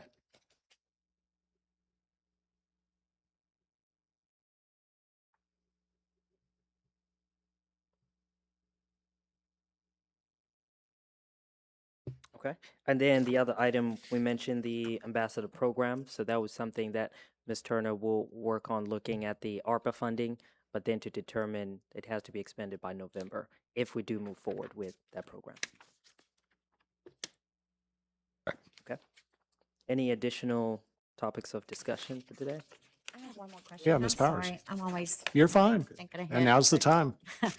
So, I think I'll put this in, how I want to say it. So, we always have emergencies come up, things come up. Does the city have historical knowledge of that, of, what were our expenses in the prior years that came up that we had to fund that, that we didn't plan for it because it's an emergency. So I'm just thinking, how in this very tight budget will we be able to fund things like that?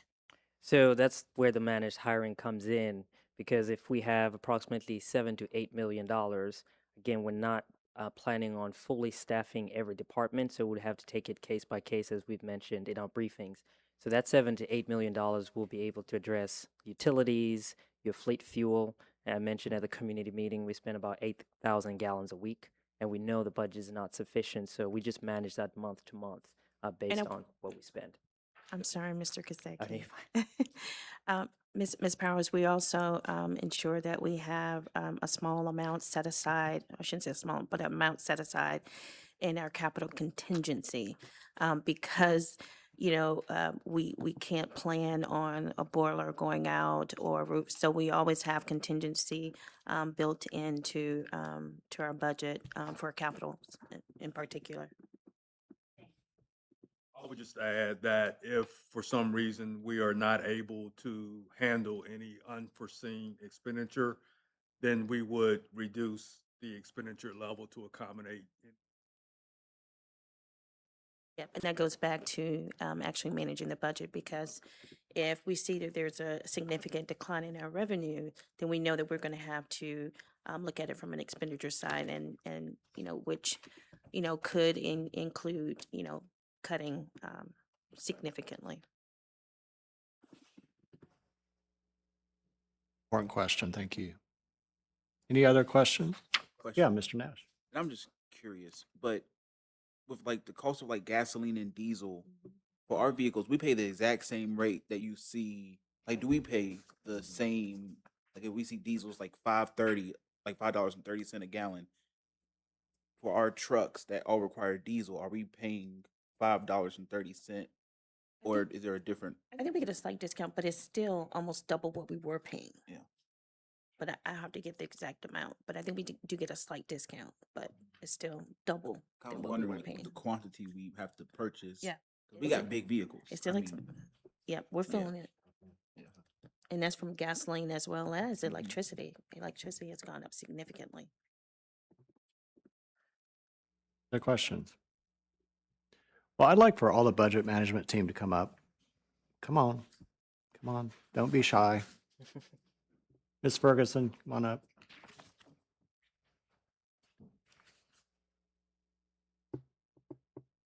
I want to take an opportunity for us as a council to thank you all for your extraordinary work. Through the years, but especially this year, this has been a particularly challenging year. And everybody else, come on. You've gone above and beyond with your time, your energy, your experience, your wisdom, your willingness to work together. I mean, I've seen you showing up for meetings on Friday nights when I'm sure you had date nights or other things planned. No, it's my date night with the budget.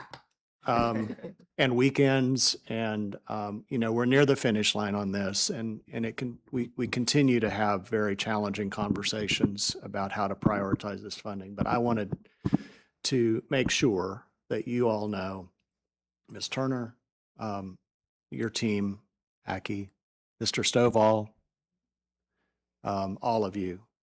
Thank you for all that you do. For your thoughtfulness throughout this process and your dedication to the city. We are all grateful. And I'll just offer the opportunity for any other council members that would like to share any comments. Sure, I want to say thank you too, and I want to just reiterate what Mr. Stovall said. Yes, we have been here before.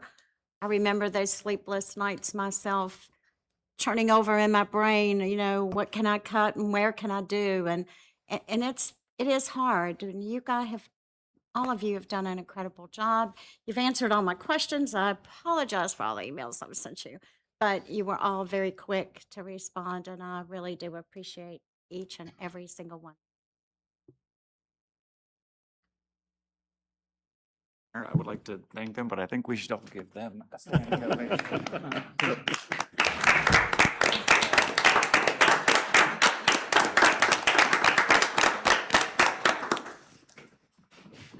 If I had gold stars, I'd put one on each of your foreheads. And I would also like to thank the department heads for making the tough decisions on cutting their budgets. Because I'm sure they have many sleepless nights, just like Ms. Powers says. We're not quite done yet. You're going to walk us through the rest of the timeline, I know, right? we just have one more thing on the timeline. But I do want to also mention, we do have other members, and I know they're watching from Oh, the yes, offices as well. please. Just wanted to thank them as Everyone well. in the department, thank you. So the only other thing on the timeline, as you know, we do have our adoption next week. From the conversations we've had today, I do not anticipate making changes to the general fund. Right now, the focus is looking at the available funds for use and looking at ARPA funding for any possible potential for ambassador programs as we go ahead and build the adopted budget. Thank you, Mr. Kosecki. All right, thank you. Well done today. Mr. Mayor? Yes, I'm Ms. sorry, can I Turner. add something? I just would like to say a special thank you to Mr. Stovall. Mr. Stovall, this is his last budget. No. We're voting for you to He stay. has done a phenomenal job in helping to assist and train our team. As you know, Alejandro and Tristan are new, and Mr. Kosecki has been with us for about 4 years. So he has done a yeoman's job in helping to train them and helping Aki as well. So just a special thank you to him for his dedication and his commitment to helping us as we move forward with this very tight budget. So thank you. Well, I know, Mr. Stovall, you were just looking for a few more fun things to add into your life. We are really grateful to you. Thank you. Thank you. So you forgot to tell him that we were voting on him to extend his term for another year. Did you forget that? I tried to tell him, but he was like, no, that's not. He said that, no, that's not what the missus said. I keep asking him the same question. He says, no, they're ready to fly solo. That's great. That's the best part. All right. Well, thank you all. We are in recess until 2 o'clock for our closed meetings, and we'll see everybody at 2. Thank you.